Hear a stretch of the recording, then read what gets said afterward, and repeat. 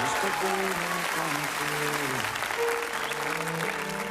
te. E mi diceva, tu sei tutto per me,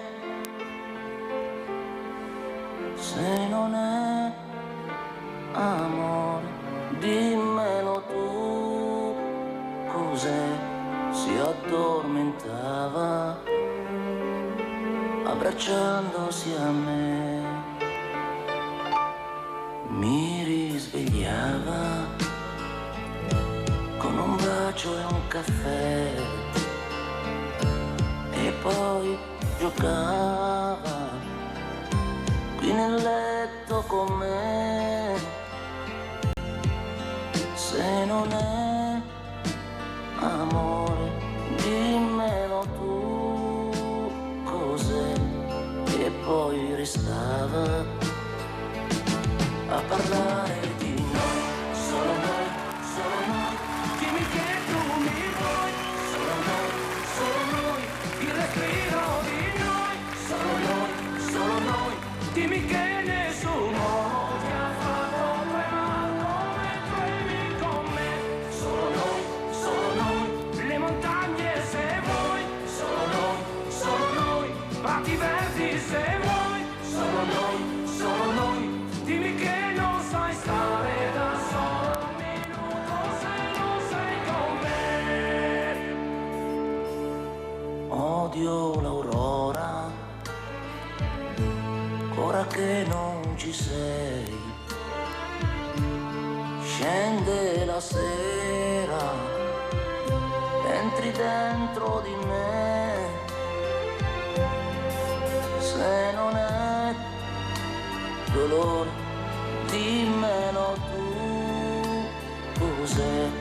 Ti penso ancora, ma tu non sei con me, solo noi, dimmi che amore è, solo noi, la mia mente dov'è, solo noi, odio queste lenzuola che il tempo cancella il profumo di te, solo noi, le montagne non vuoi, solo noi, prati verdi non vuoi, solo noi, mi dicevi che non vuoi restare un minuto lontano da me, solo noi, la mia casa non vuoi, solo noi, prendo tutto se vuoi, solo noi, odio queste lenzuola che il tempo cancella il profumo di te,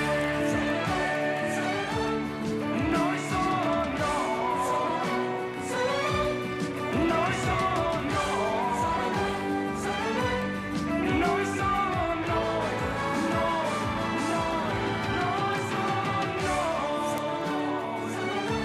noi solo.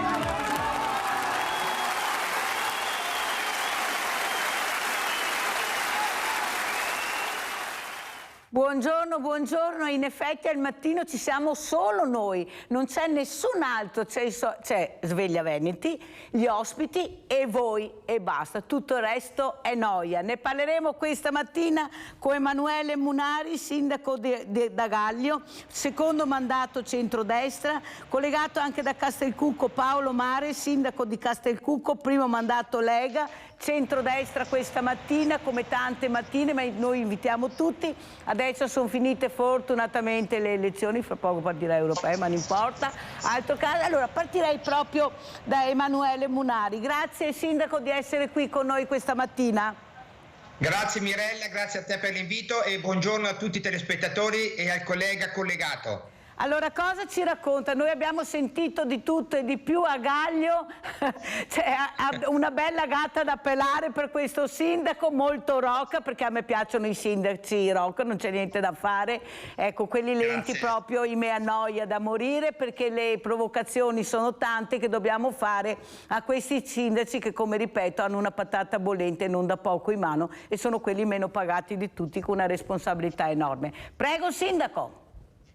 Sì, grazie Mirella. Beh, questo è uno spunto molto, molto interessante, perché è facile poi, no, per l'opinione pubblica magari sparare, no, contro il politico di turno, o peggio ancora, dico io, il sindaco di turno, proprio perché richiamo quello che tu hai appena detto. E al di là dello stipendio, del pagare o non pagare, per noi è una passione, è fare anche fra virgolette del volontariato, perché io dico sempre, noi siamo umili servi del cittadino, e uso questo termine servi perché a volte siamo dei servi, siamo a disposizione H24 dei nostri cittadini, ma lo facciamo con passione, con dedizione, a volte anche con ossessione, come mi ricorda qualche politico di vecchio rango. Se non hai un'ossessione per la politica, difficilmente poi riesci a interpretare bene il ruolo e anche portare a casa dei risultati. Quindi io questo spero di incarnarlo nel migliore dei modi, e ce la metto tutta sempre per soddisfare tutte le richieste che mi arrivano, e soprattutto cercare di essere sempre all'altezza dei problemi che si affrontano, sperando di risolverli. Chiaramente un sindaco non può risolvere tutti i problemi dei cittadini, però se già un 50-60% riusciamo a esaudire questo impegno, allora è già un buon risultato, direi. È già un buon risultato, Mirella. Sentiamo cosa dice anche Paolo Maris, sindaco di Castelcucco, anche lui un sindaco rock con il quale io mi sono sempre trovata molto bene. Abbiamo fatto il grappa in lungo e in largo, mi ha portato su dei posti meravigliosi che abbiamo la fortuna di avere, che magari non conosciamo. Questo invece, ecco, è un merito dei sindaci, di investire anche sul territorio, di farlo conoscere. Prego Maris. Allora, buongiorno a tutti. Innanzitutto grazie Mirella per l'invito. Saluto il collega Emanuele Munari, con il quale ci siamo diverse volte interfacciati a livello di Unione Montana e Comunità Montana. E un saluto particolare a tutti i tuoi moltissimi telespettatori. È evidente che quando parliamo di fare il sindaco vuol dire una cosa molto gravosa, credo, per tutti, e forse i cittadini non hanno coscienza di cosa rappresenti effettivamente, perché molte volte magari è facile lanciare strali contro i sindaci stessi, però poi sono loro che sono costantemente in prima linea e sono sempre a disposizione, come manifestava anche Emanuele poc'anzi, a disposizione dei suoi cittadini. Lui prima parlava di ossessione politica per la politica, io direi di ossessione per la cosa pubblica, per essere a disposizione del cittadino, per quel che mi riguarda perlomeno, perché effettivamente siamo in un paesetto piccolo come il mio e al di là del proprio credo politico ci deve essere proprio un senso, diciamo, di disponibilità a vantaggio del cittadino, che deve essere innato. Questa è una cosa che mi ha sempre trasmesso mio papà nella sua modestia, che non era assolutamente un consigliere e benché meno un sindaco del paese, ma che mi ha sempre detto: Paolo, quando hai del tempo da mettere a disposizione della tua collettività, fallo, che poi ti ritorna tutto, ti ritorna in termini sicuramente non economici, ma sicuramente in termini di gratifica e del fatto di sentirsi bene, perché quando hai fatto del bene alle persone automaticamente ti senti grato, contento di quello che hai fatto, insomma, una persona compiuta. Allora sentiamo anche il nostro Rinaldo da Venezia che è in attesa. Vai Rinaldo. Rinaldo se ne beversi il caffè. Allora continuiamo invece adesso con Emanuele Munari, perché io sono curiosa di sapere, visto che siete tutti e due centrodestra ma Lega Nord, ma soprattutto cosa sta succedendo, se siete d'accordo, indipendente della Lega, su queste espulsioni.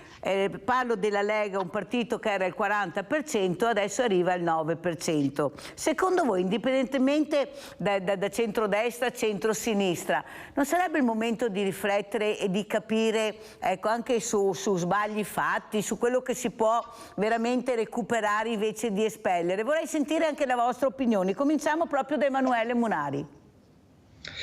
Sì, allora, diciamo, per quanto riguarda le espulsioni, per quanto riguarda l'argomento che legato all'immigrazione e a tutto quello che ci va dietro è stato diciamo, se vogliamo, un argomento che in parte, posso anche ammettere, è stato anche cavalcato a fini elettorali, ma in parte è anche un problema reale, contingente del nostro paese, perché io dico sempre, il Veneto, soprattutto il Veneto, ma anche l'Italia, hanno dimostrato in lungo e largo di essere uno Stato, una comunità, un paese accogliente. Il fatto è che purtroppo in momenti di crisi, in momenti di difficoltà economica anche dei nostri veneti e dei nostri italiani, è chiaro che diventa difficile poi condividere e dividere tutto con tutti. Io dico sempre, Mirella, ma è una provocazione, no, non ci sta tutta l'Africa in Italia, quindi da questo punto di vista è vero che il centrodestra oggi magari non fa più presa su questo tema, tanto è vero che ci stiamo concentrando su altri temi molto più importanti, se vogliamo, perché qui c'è una sfida del futuro che riguarda l'approvvigionamento energetico, riguarda garantire il PIL, riguarda garantire l'occupazione, riguarda garantire il futuro della nostra nazione o il futuro della nostra Europa, se saremo ancora convinti di essere tutti europei e europeisti.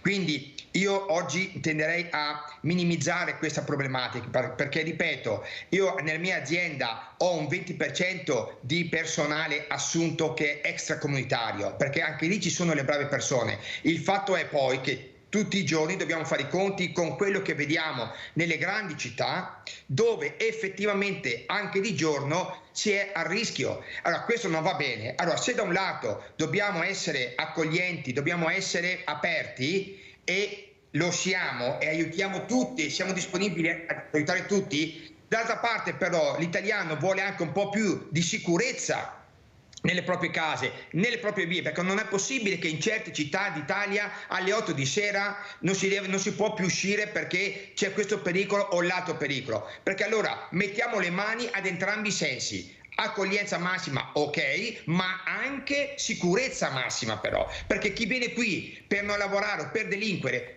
per quanto mi riguarda, deve ritornare al suo paese, Mirella, deve ritornare al suo paese.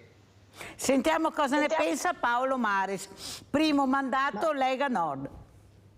Prima mandato diciamo che forse è un po' eccessivo, nel senso che sì, l'anno scorso sono ritornato a fare il sindaco, però diciamo siamo di vecchia data oramai purtroppo, come carta d'identità, perché il mio primo mandato da sindaco l'ho iniziato nel 2002, per cui insomma diciamo che non sono di primo pelo, e questo purtroppo per me. Niente, volevo solo... Non lo so se la tua domanda, perché poi tu parlavi del 30% e la Lega... Anche 40 ho parlato della Lega, che adesso il 9%, e si continua a parlare di espulsioni, perché quello è quello che si sente e si legge, un malessere enorme anche all'interno della Lega, della stessa Lega. Prego. Appunto, credo che fosse rivolto alla questione legata in seno alla Lega rispetto a questo tipo di espulsioni. Non lo so se ho capito bene. Paolo. Chiedo scusa, sì. Io avevo capito le espulsioni nel senso come immigrazione, scusatemi. Guarda, Munari è una volpe, ma una volpe numero uno. Ecco, sono tutti e due di lungo pelo, io li conosco bene. State attenti come passano il cerino, state attenti perché sono fortissimi. State attenti dalle risposte che danno. Grande Munari. Vai Mares. No, io credo, io sono sempre stato uno di quelli che c'è accomodanti nel mio modo di essere, e forse anche questo mi ha permesso anche di rimanere, tra virgolette, a galla, perlomeno nel mio paese, insomma, ecco. Per cui sono sempre piuttosto restio alle epurazioni. È anche vero che però poi ci sono dei regolamenti ai quali bisogna sottostare, per cui evidentemente di recente, insomma, nell'ultima tornata elettorale è capitato molto spesso che taluni esponenti della Lega si siano esposti appunto contro il partito stesso, evidentemente in base a quella che è un regolamento interno è automatica l'espulsione, per cui credo siano sostanzialmente degli atti dovuti, che poi io francamente cercherei sempre di riprendere la posizione e trovare sempre il punto di incontro e di mediazione, perché chi è leghista effettivamente non è perché si è contrapposto al partito in virtù di modi di pensare diversi, ma è magari rispetto a delle logiche diverse che in quel contesto, in quel paese praticamente gli hanno imposto di muoversi in maniera diversa rispetto al partito stesso, per cui credo che queste cose vadano ponderate e valutate approfonditamente in maniera tale da non perdere pezzi per la strada, anche perché poi effettivamente ci sono pezzi importanti di Lega che magari che se ne vanno, e credo nell'interesse del partito e anche del territorio stesso, perché credo che il modo di pensare della Lega sia la cosa che più calza con quello che è il nostro contesto, il nostro modo di essere, il nostro del territorio stesso. Credo che sia un grosso danno per l'intero territorio, non soltanto per il partito. Allora andiamo da Emanuele Munari. Sì, sempre sul tema delle espulsioni. Ah, veda lei il sindaco. Ma allora, intanto chiedo scusa a Paolo se sono intervenuto, perché effettivamente non è tattica o strategia, Mirella, ma avevo in mente le espulsioni riguardo agli extracomunitari. No, per quanto riguarda la Lega, io sono anche un sindaco che in qualche modo ha avuto anche la Lega contro sia nel primo mandato sia nella mia rielezione del 2019, nonostante avessi anche la tessera del partito che mi è stata data e fatta da un certo Gian Antonio Darè, che io stimo e apprezzo molto come persona e come politico, perché è una persona umile, che quindi assomiglia a me e anche a Paolo, posso dire, e che è sempre in mezzo alla gente e cerca di fare gli interessi delle persone. Io sono tra quelli che magari sono stato poco gradito in Lega, tant'è vero che Mirella non ho più fatto la tessera da 2 anni e mezzo a questa parte, perché ovviamente magari non rientrante in certi canoni, però non critico le scelte che fanno i leader del partito, perché se sono lì per governare il partito è anche corretto che facciano le loro scelte. Chiaramente poi il tempo sarà galantuomo e il tempo dirà magari chi ha i numeri non solo elettorali ma anche i numeri di qualità, di esperienza e anche, se vogliamo, di appeal oltre che di sostanza rispetto a chi magari oggi anche nel partito della Lega, come in tutti i partiti, ricopre un ruolo che forse magari non merita, che forse magari è o lo ha perché è amico dell'amico piuttosto che per altre dinamiche. Quindi la meritocrazia a volte va a farsi benedire, però basta accettarlo serenamente. Io faccio il sindaco, è la cosa più bella che sto facendo in questo momento, oltre alle cose personali, quindi sono contento lo stesso. Uno fa il sindaco anche se non è tesserato con un partito, lo può fare lo stesso, perché poi alla fine nei paesi nostri piccoli conta più la persona che la tessera di partito. Quindi io lascio ai veri politici, quelli che amministrano il partito, fare le loro scelte. Sul territorio ci siamo noi sindaci e siamo noi i primi responsabili a dover rispondere delle azioni che facciamo sul territorio per il bene del nostro paese. Allora, voi sapete che io sono sempre in mezzo alla gente, anche a molti politici, anche qui in studio, molti ospiti. C'è una parte di persone che votavano Lega che sono molto amareggiate per questo ponte di Messina. Allora dicono l'autonomia non arriva e si parla del ponte di Messina. Abbiamo l'Emilia Romagna in ginocchio, abbiamo qui anche nel Veneto questi banchi solidali. Stamattina, ecco, questa mattina avremo anche degli ospiti importanti di associazioni di volontariato, perché sabato ci sarà questa premiazione a Venezia dei loghi per dei banchi solidali, per far capire anche l'importanza, ecco, di non sprecare, che è una cosa molto importante. Però si parla sempre di opere importanti al sud. Noi abbiamo queste strade, anche ieri mi hanno fermato delle persone dicendo, dillo pure, adesso si dice faremo la prossima bretella per la Treviso Mare, ma ogni volta inizia l'estate, si sente così oremo, faremo, noi siamo sempre in ginocchio. E mentre si parla del ponte di Messina, cosa ne pensa Paolo Mares? Io credo che l'opera in sé, il ponte di Messina, io non sono contrario francamente al ponte di Messina, credo che sia una grossa opportunità per di rilancio del meridione, per cui da questo punto di vista non ho contrarietà. È altrettanto vero che c'è una sperequazione allo stato attuale anche nell'ambito dei fondi PNRR a vantaggio del Sud, che effettivamente lasciano un po' perplesso. Sì, non vuol dire che se uno è favorevole al ponte di Messina, d'altro canto qui rimaniamo, diciamo, con le toppe sui pantaloni, se non con le buche sulle strade, perché di fatto questo è il problema.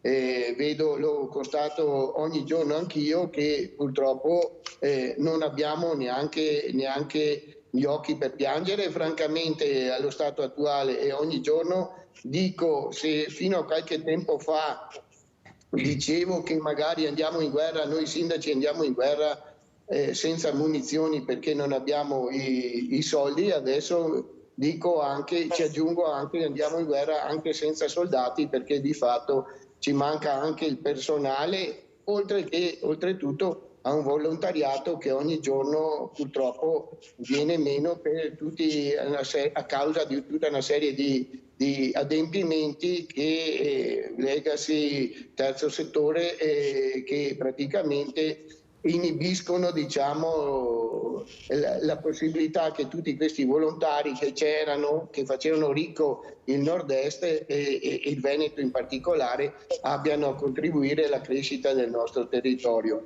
Per cui, ritornando a quello che sono gli aspetti legati alle infrastrutture, siamo perfettamente d'accordo che così non si possa andare avanti. Io devo adeguare il mio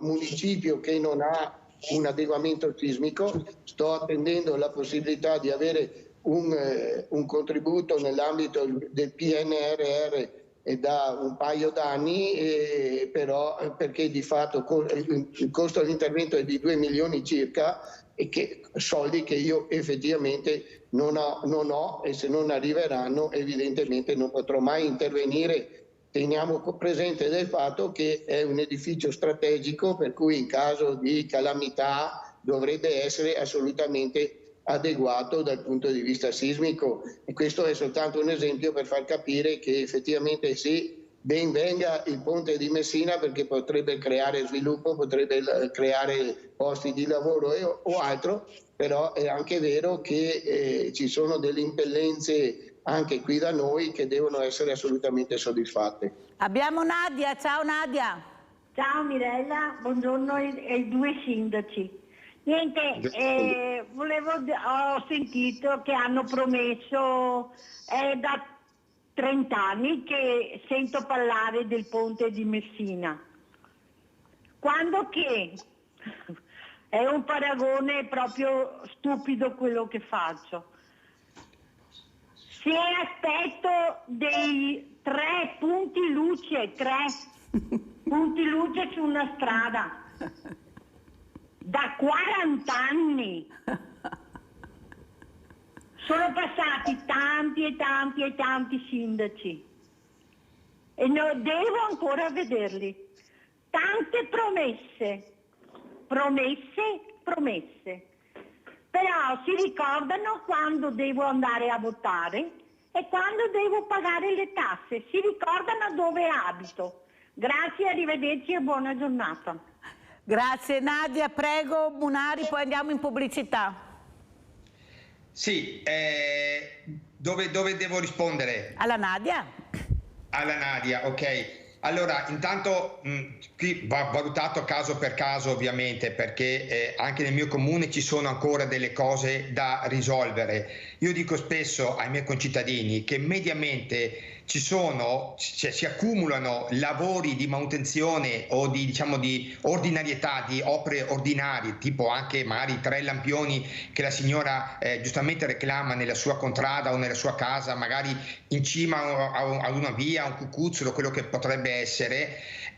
Noi abbiamo sempre una spesa importante nelle manutenzioni e purtroppo un sindaco deve scegliere tra le priorità, perché ripeto, la coperta è sempre più corta, quindi si fanno delle scelte e a volte magari si sacrifica quella contrada, quel pezzo di contrada per fare altre cose. Certo, 40 anni sono tanti per attendere 3 lampioni, e questo mi dispiace. Però la signora non deve demordere, magari ecco, che continui nella sua azione incessante, anche se vogliamo di rottura di scatole al sindaco o all'assessore, perché penso che 3 lampioni in qualche modo, insomma, in 40 anni si possono anche fare. Ponte di Messina, Munari. Ponte di Messina, allora qui Paolo è un po' più positivo e ottimista, io lo sono un po' meno. Intanto è curioso che il ponte di Messina venga fatto da Salvini, cioè da uno della Lega Nord, cioè già questo è un fatto molto, molto particolare, se vogliamo anche simpatico e dinamico, e che scardina un po' diciamo gli equilibri.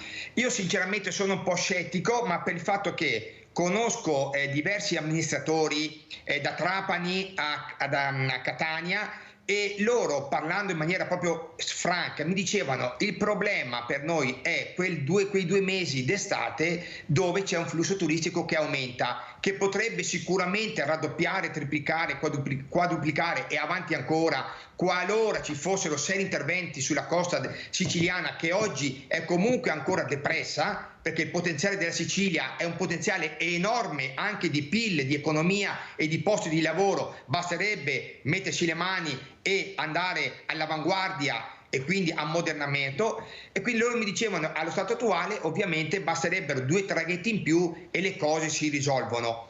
Chiaro che il ponte di Messina è un'opera impattante, particolare, ecco, basta che dopo questi soldi non vadano a finanziare magari chi non deve essere finanziato attraverso i lavori pubblici, ma questo è un altro discorso, Mirella. Io dico sì, il ponte di Messina ci può anche stare, però poi prima e dopo dobbiamo essere alla pari, perché se la Salerno-Reggio Calabria è ancora ridotta in un certo modo e poi arriviamo al ponte di Messina, è chiaro che qualcosa non quadra. Quindi anche qui ci vuole una visione a lungo raggio, che non è limitata solo al ponte di Messina, ma a quello che c'è in Sicilia e a quello che c'è prima in Calabria, perché altrimenti rischiamo di fare un segmento importante, straordinario, impattante, all'avanguardia, ma poi abbiamo gli anni 60 prima e dopo. Ecco, è questo sindaco rock che mi piace, basta un po' pungerlo, avete sentito che un po' alla volta esce partito piano, ma io lo sapevo, basta fare le domande giuste e diventa subito rock. Perché quello che io penso, ma sentivo ieri, quando io parlo il popolo, perché voi sapete che Mirella è la voce del popolo, quello che mi sorregge, quello che mi supporta e quello che mi aiuta, ma quello che vuole anche farsi ascoltare. Il problema è che ieri si parlava, ma tu pensa, Mirella, se io sono in Emilia Romagna, ho perso la casa, ho perso l'azienda, non ho più niente, zero assoluto. Non ci sono tempi e date di quello che si potrà avere o ritornare, perché tante cose non riusciranno più a ritornare. E sento parlare di Olimpiadi, di piste ciclabili, di PNRR, che dobbiamo ancora capire a chi andranno questi fondi, del ponte di Messina. Ma è da impiccarsi? Ieri queste sono le parole delle persone che votano. Ma è una cosa sconvolgente. Ci aiutiamo prima di tutto con questi fondi in qualche maniera queste persone, queste attività. Guardate che sono in ginocchio completamente, e avete sentito le interviste. Cioè il cittadino a casa fa fatica a capire questi milioni che vanno e non si sa bene il perché e come mai, e sempre al sud, e sempre al sud. E qui noi, come diceva Mare, siamo in ginocchio su tutto, basta uscire la mattina, guardate che infrastrutture che abbiamo, ma vi rendete conto? Cioè la gente è stanca di essere presa in giro, perché quando ci sono delle priorità nel paese, un paese così fragile, che possono arrivare anche fra un mese, fra 2 mesi, non si sa. Ieri avevo un geografo, l'ha detto chiaramente, attenzione, guardate, se non prendete provvedimenti, guardate che qui è finita, l'ha detto ieri qui davanti alle telecamere, dovete subito investire immediatamente, e invece si parla d'altro. Pubblicità, così vi lascio il tempo di pensare per rispondere. Pubblicità.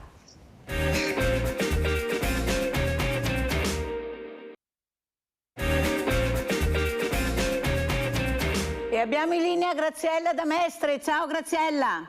Ciao Mirella, buongiorno ai tuoi ospiti. Sono proprio d'accordo con il sindaco Munaro, perché proprio domenica, le riunioni dei miei parenti siciliani, quando vanno giù in Sicilia per le vacanze, sono qui dei mesi là estivi che sono. Quindi il ponte non è veramente necessario, che come dici te sono le cose più importanti, sono mettere a posto le strade,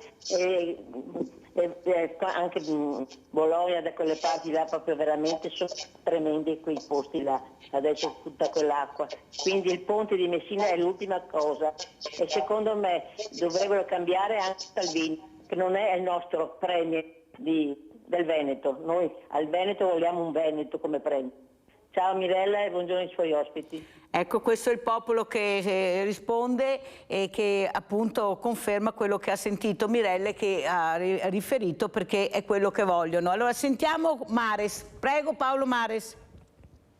Ma per quel che riguarda quanto diceva la sua ospite intervenuta sul discorso di Salvini, premier o meno, francamente, insomma, credo che in passato abbia dimostrato di sapere il fatto suo, oltretutto anche ultimamente, così come lo è sempre stato, poi adesso anche in quanto vice della Meloni sta dimostrando una certa quale intraprendenza, per cui sappiamo che sia un personaggio molto operativo. Dopodiché, su questioni legate al ponte di Messina, rilancio un aspetto che secondo me sicuramente sono stati fatte delle valutazioni per quel che riguarda lo sviluppo e uno studio che non è soltanto finalizzato alla realizzazione dell'opera in sé, ma tutto il contesto socio-economico, diciamo, e quelli che potrebbero essere gli effetti che si tradurrebbero, diciamo, sul tessuto sociale. Per quel che riguarda invece quanto tu dicevi prima della pubblicità, devo dire che effettivamente l'Italia, sappiamo perfettamente, è una donna, se la possiamo definire una donna molto delicata, per cui ha bisogno assolutamente che carino Mares, che bella sta frase, l'Italia è una donna molto delicata, che carino, bello, mi piace, vai.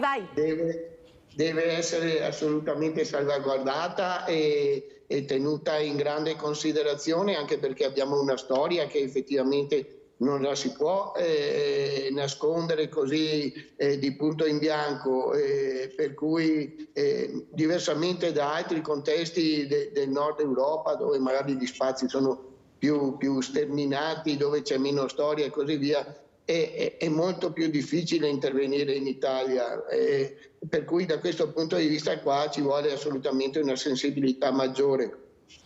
Abbiamo Sebastiano da Abano, Mares, perché è un siciliano doc, anche se vive qui ad Abano. Vai Sebastiano.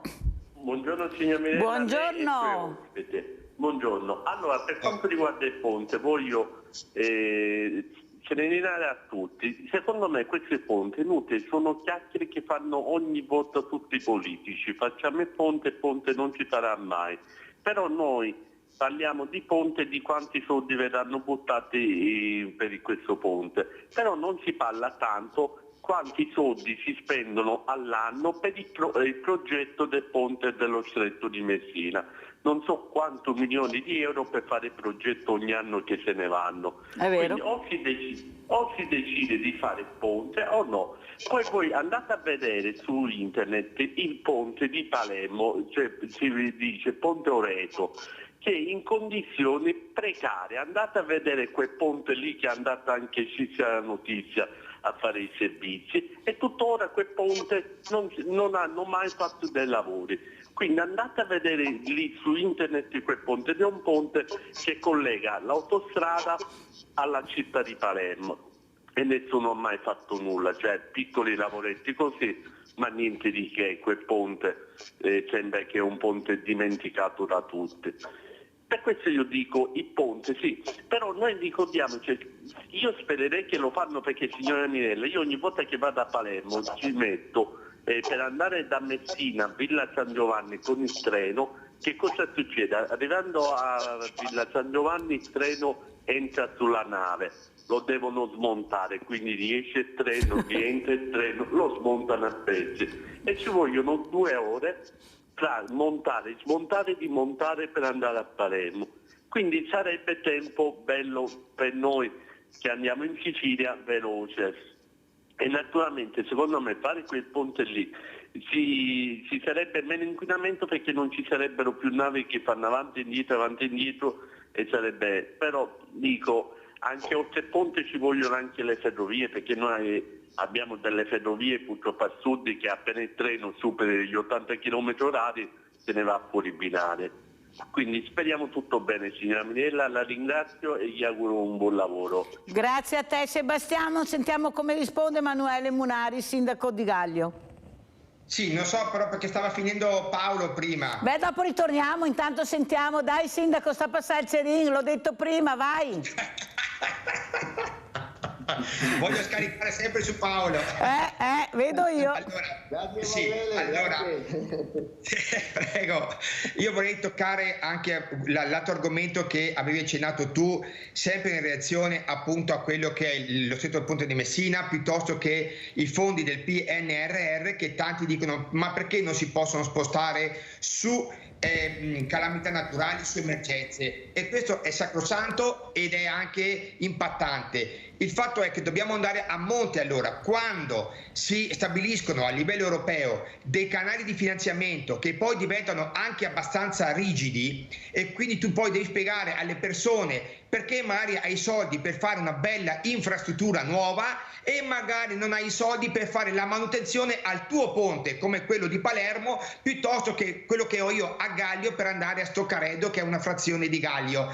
Ma voglio spiegare tu alle persone, agli elettori, ai cittadini, che metti 2 milioni per fare una cosa e non ne hai 150 o 60.000 per fare una manutenzione, perché a volte purtroppo i canali di finanziamento dettati e che noi subiamo sono rigidi. Tant'è vero che la Meloni, ancora prima di andare al governo e anche oggi, si stanno adoperando per rivedere l'impianto del PNRR, perché nel frattempo, in 6 mesi o un anno, sono cambiate tante cose, ma lì spetta alla politica, diciamo, nazionale ed europea mettere le mani, essere convinti di rivedere il piano nazionale, perché sia veramente di resistenza e di resilienza. Dobbiamo appunto metterci le mani, altrimenti io dico sempre, sono molto critico, il PNRR già di per sé è un debito per l'Italia, se poi lo andiamo a sperperare, no? Perché andiamo a frammentare, perché dobbiamo accontentare tutto e tutti, a mio avviso il PNR fallirà la sua missione e noi ci ritroveremo con qualche punto di debito in più. Gianfranco Valeri da Cessalto, vai Gianfranco. Sì, buongiorno signora Mirella. Buongiorno. Buongiorno ai suoi graditi ospiti. Buongiorno. Mi rivolgo a loro che hanno fatto una difesa d'ufficio di Salvini. Ecco, io voglio solo ricordarle una cosa, Mirella. Noi veneti abbiamo votato il referendum per l'autonomia indipendente, sì, chiamiamola come volete, perché ormai in questi anni ce l'hanno girata, ogni volta cambiano nome, ma non succede niente. Ecco, che secoli fa, quando vede, cioè, era un governo giallo-verde subito appena andato su, si erano le condizioni per metterci sul tavolo e vedere che siamo andati avanti, ce l'hanno decantata come vogliamo e noi veneti non abbiamo ottenuto niente. Adesso vedo il ministro che si dà molto da fare per il ponte, poi dopo ha detto che si deve fare anche tutte le infrastrutture dentro, ben venga, io sono perfettamente d'accordo. Ma noi quando hanno incaricato, come si dice, il ministro Calderoli, che io per carità ho grande stima anche di lui, però non tanto da come si ricorda la legge elettorale che ha legiferato quella volta, cosa viene fuori che Paparoglio, ma vorrei che anche qui tra Non sentiamo più niente? È caduta la linea. Comunque sì, l'obiettivo che voleva centrare era quello, e noi quando ci siamo, quando ci saremo, allora facciamo respirare questi ospiti, perché veramente hanno i carboni ardenti sulla sedia, perché hanno sentito la voce del popolo, è chiara, non è che sia così difficile da capire. Allora andiamo a Gaglio, andiamo a vedere Gaglio Film. La storia si studia, come sappiamo, sempre ogni anno, e quindi anche Mario Rigoni Stern, che è un tratto importante dell'altopiano, della nostra cultura, della nostra identità e della storia legata a dei tristi fatti della Seconda Guerra Mondiale, vanno ricordati. E Mario Rigoni Stern è conosciuto non solo in Italia ma in tutto il mondo, quindi noi come altopianesi abbiamo l'obbligo, il dovere ma anche il piacere di ricordarlo. La storia prende vita anche attraverso il cinema e il racconto breve di Mario Rigoni Stern, intitolato Un Natale del 1945, diventerà un film le cui riprese entrano nel vivo proprio nei prossimi giorni in altopiano. Il fulcro della produzione è Gallio, da dove le troupe del regista Fabio Rosi, gli attori protagonisti e le comparse si muoveranno per girare le prime scene.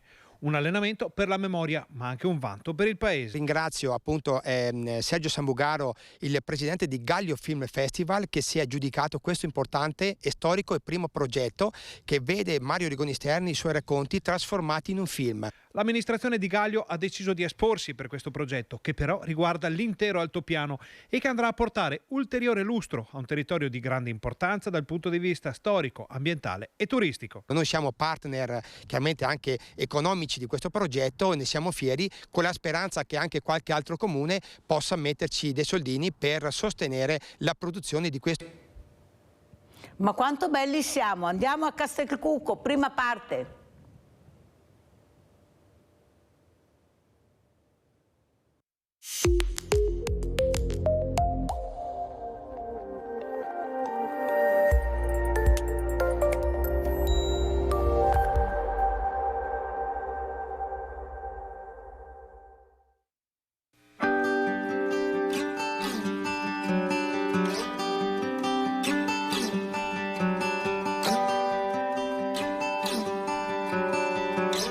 Le colline della Marca trevigiana incoronano il panorama che accoglie Castelcucco, borgo di acque, di manifattura, di boschi e di vigneti.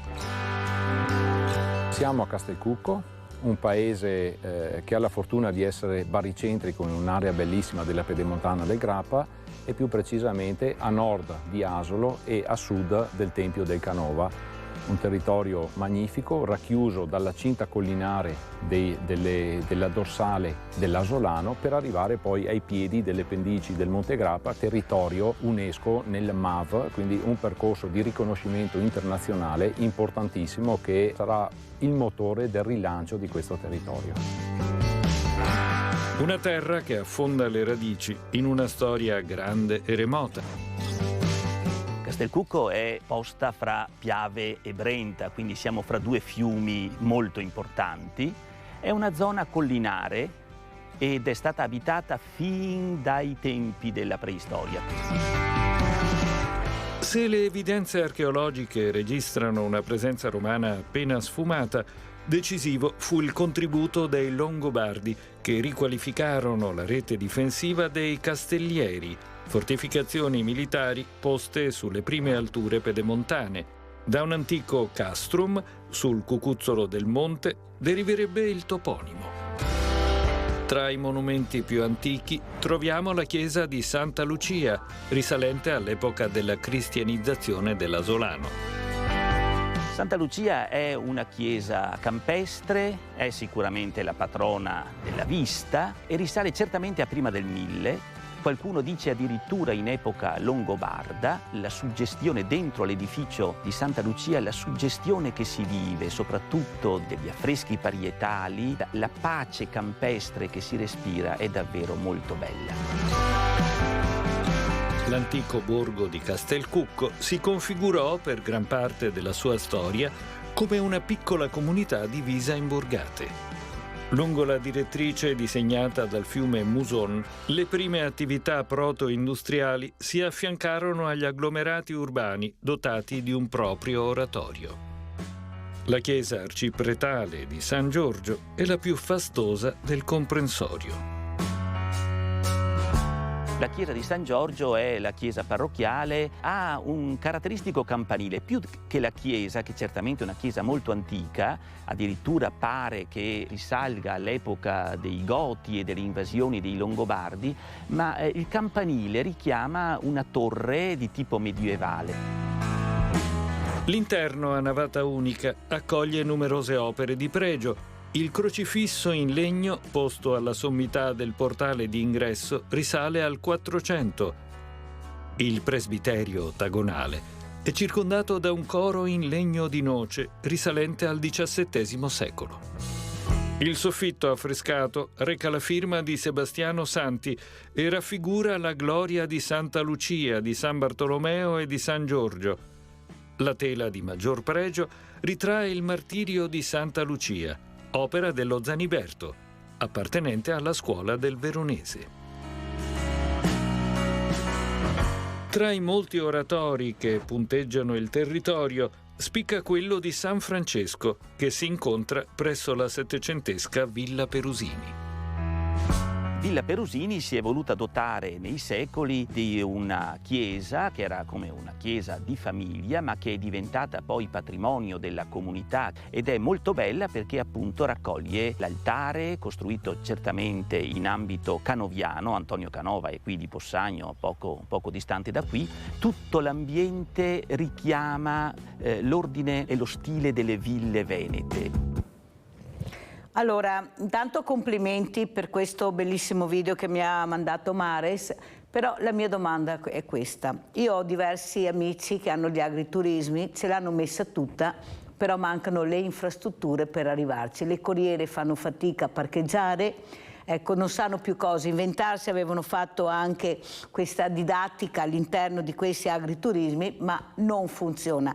Capite che abbiamo un territorio, come dice Mares, bellissimo e fragilissimo, però abbiamo una tecnologia che, con degli strumenti che ci permetterebbero di arrivare comunque, però bisogna investire e questi sindaci non ce la fanno perché la coperta è corta, non possono dare risposte. Allora questa creatività che ha questo popolo meraviglioso veneto, in fatto veramente di inventarsi la luna anche se non ce l'hanno, ma poi bisogna dare delle risposte. Ecco, noi abbiamo le infrastrutture che non ci sono. Ecco, abbiamo posti bellissimi ma non li conosciamo. La segnaletica è un disastro la segnaletica. Non ci sono informazioni. Prego Mares.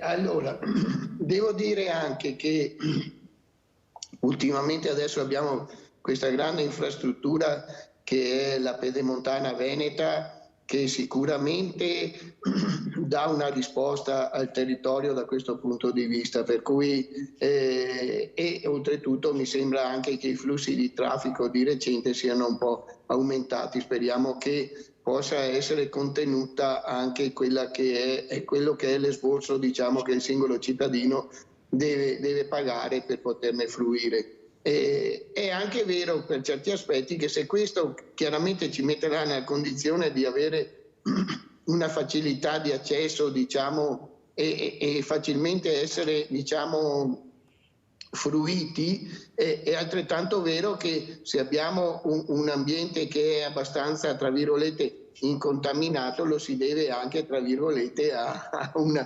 cioè ci sono degli aspetti positivi e ci sono degli aspetti negativi, non nascondiamocelo, è altrettanto vero che però effettivamente c'è assolutamente la necessità di dare delle risposte al turista. Si è bloccato Mares, allora andiamo a vedere, andiamo a Gaglio, Turismo Gaglio e poi lo commentiamo con Emanuele Munari. Andiamo a Gaglio. Turismo in altopiano il 2022 ha registrato dati importanti che riportano ai grandi numeri dell'era pre-Covid. Il sindaco di Gaglio parla di un anno da incorniciare.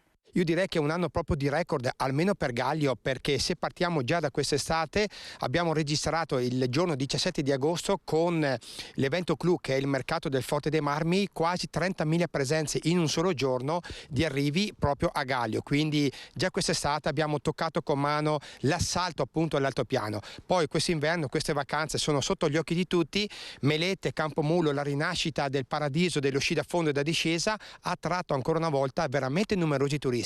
Abbiamo fatto fatica anche a contenerli se vogliamo dire, però va bene così. E per ovviare a questi inconvenienti legati alla sovrappresenza di turisti nello stesso periodo, Munari avanza alcune proposte, a cominciare dalla destagionalizzazione. Dovremmo ragionare su un sistema diverso, cioè prevedere già a monte una spacchettatura, una spalmatura delle ferie nell'arco dell'anno, così allora anche i turisti possono godere con un po' più di calma e serenità il mare e la montagna in questo caso. Finché non arriviamo a quel tipo di concetto, noi avremo sempre purtroppo picchi con troppa gente e inevitabilmente anche qualche disservizio.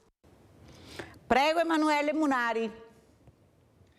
Sì, allora io intanto mi allineo con quanto detto da Paolo sul fatto che sì, è vero che in parte mancano le infrastrutture, però è anche vero che quando parliamo di colline preziose come quelle del Trevigiano e di Castelcucco, con la Villa Perusini piuttosto che la Chiesa di San Giorgio, o se parliamo della nostra montagna, dell'Ortigara, della Battaglia dei Tremonti e quindi di zone anche sacre e naturali, dobbiamo capire qual è la nostra strategia, dove vogliamo arrivare, perché io sinceramente pensare ad un assalto in alta quota magari anche no. Perché? Perché in montagna ci deve andare chi ama la montagna, chi la rispetta, chi non lascia il sacchetto di immondizia e chi sa che sta calpestando un altopiano che è un cimitero di guerra all'aperto per i noti fatti della prima guerra mondiale. Quindi anche qui dobbiamo capire. Io in quel servizio parlavo appunto del centro di Gallio, parlavo di quelle giornate dove le persone fanno 4 ore per salire in altopiano e 4 ore per scendere.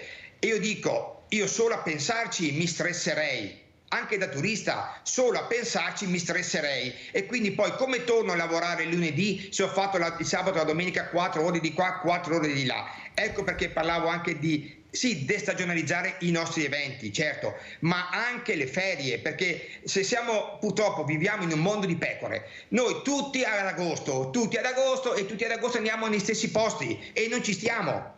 E quindi dobbiamo anche modificare noi la nostra visione delle ferie, perché sennò ci stressiamo sempre di più. Io se vado al mare, Mirella, vado a giugno o vado a fine settembre, perché so che non c'è casino, arrivo subito, trovo il parcheggio e sono abbastanza tranquillo anche nella spiaggia. Allora, chiudiamo confusione e unione dei comuni. Sentiamo cosa ne pensa Paolo Mares. Questo è un tasto dolente Mirella. Tu sai, purtroppo noi comuni piccoli stiamo vivendo una realtà ogni giorno sempre più complicata, sempre più difficile.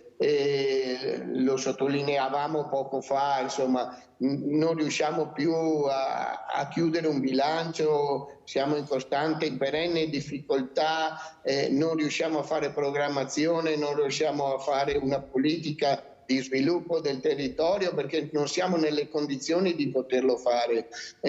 Purtroppo il cittadino ancora arroccato al campanile, ancora vincolato da logiche oramai obsolete, superate, così, pensa ancora che piccolo sia bello. Io lo posso anche condividere in linea di principio. Oltretutto il mio è un paese anche che tutto sommato sta anche bene, gli indicatori economici sono più che positivi, siamo il quinto paese come crescita demografica della provincia di Treviso, e quando gli altri 4 sono della cintura di Treviso, per cui tutta una serie di indicatori che mi fanno pensare positivo. Però poi chi vive la realtà del palazzo si accorge che effettivamente così non è, perché poi alla fin fine se io devo fare un intervento appunto di adeguamento sismico del mio comune, come da esempio che facevo poco fa,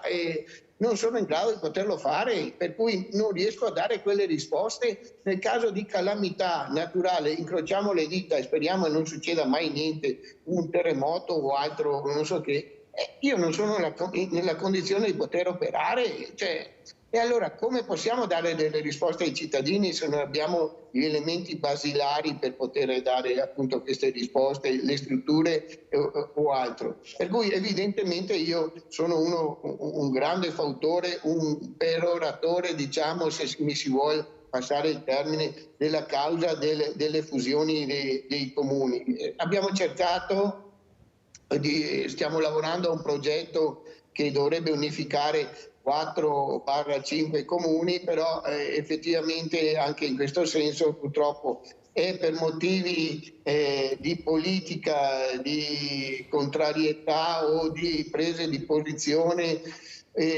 o perché magari il cittadino non è ancora così maturo per prendere questa decisione, effettivamente ci troviamo nella condizione di dover momentaneamente procrastinare quello che è, secondo me, una logica conseguenza di quello che è lo stato, soprattutto finanziario, ma anche di erogazione di servizi che è insito in ogni comune, mi viene da pensare, perlomeno quelli nell'ambito pedemontano della Pedemontana del Grappa.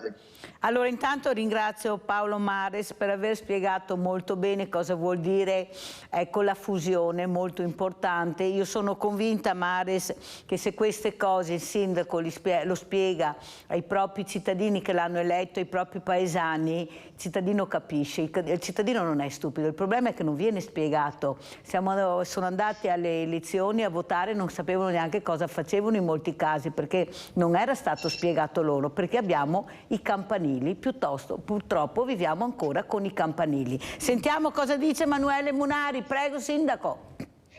Sì, io sono allineato, mi trovo d'accordo con quanto ha detto l'amico Paolo Mares. Effettivamente io penso che probabilmente ci vorrà un'altra generazione, un altro scatto generazionale, una presa di coscienza superiore, perché solo attraverso la cultura più diffusa possiamo magari abbattere ancora quei campanilismi che anche nel mio paese, nel nostro altopiano, ancora hanno rigurgiti molto, molto importanti, perché qui non si tratta di perdere un pezzo di potere da parte di un sindaco piuttosto che di un altro. Qui si tratta di mettere a terra i pro e i contro di una fusione, i pro e i contro di essere magari anziché un paese una cittadina o una piccola cittadina. Quindi però spiegarlo, ecco, è vero, non sempre è facile, non sempre ci si riesce.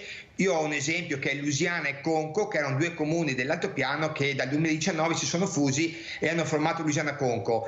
Un plauso alle due sindachesse che hanno scelto di fare questo passaggio, e io difatti per curiosità, perché poi alla fine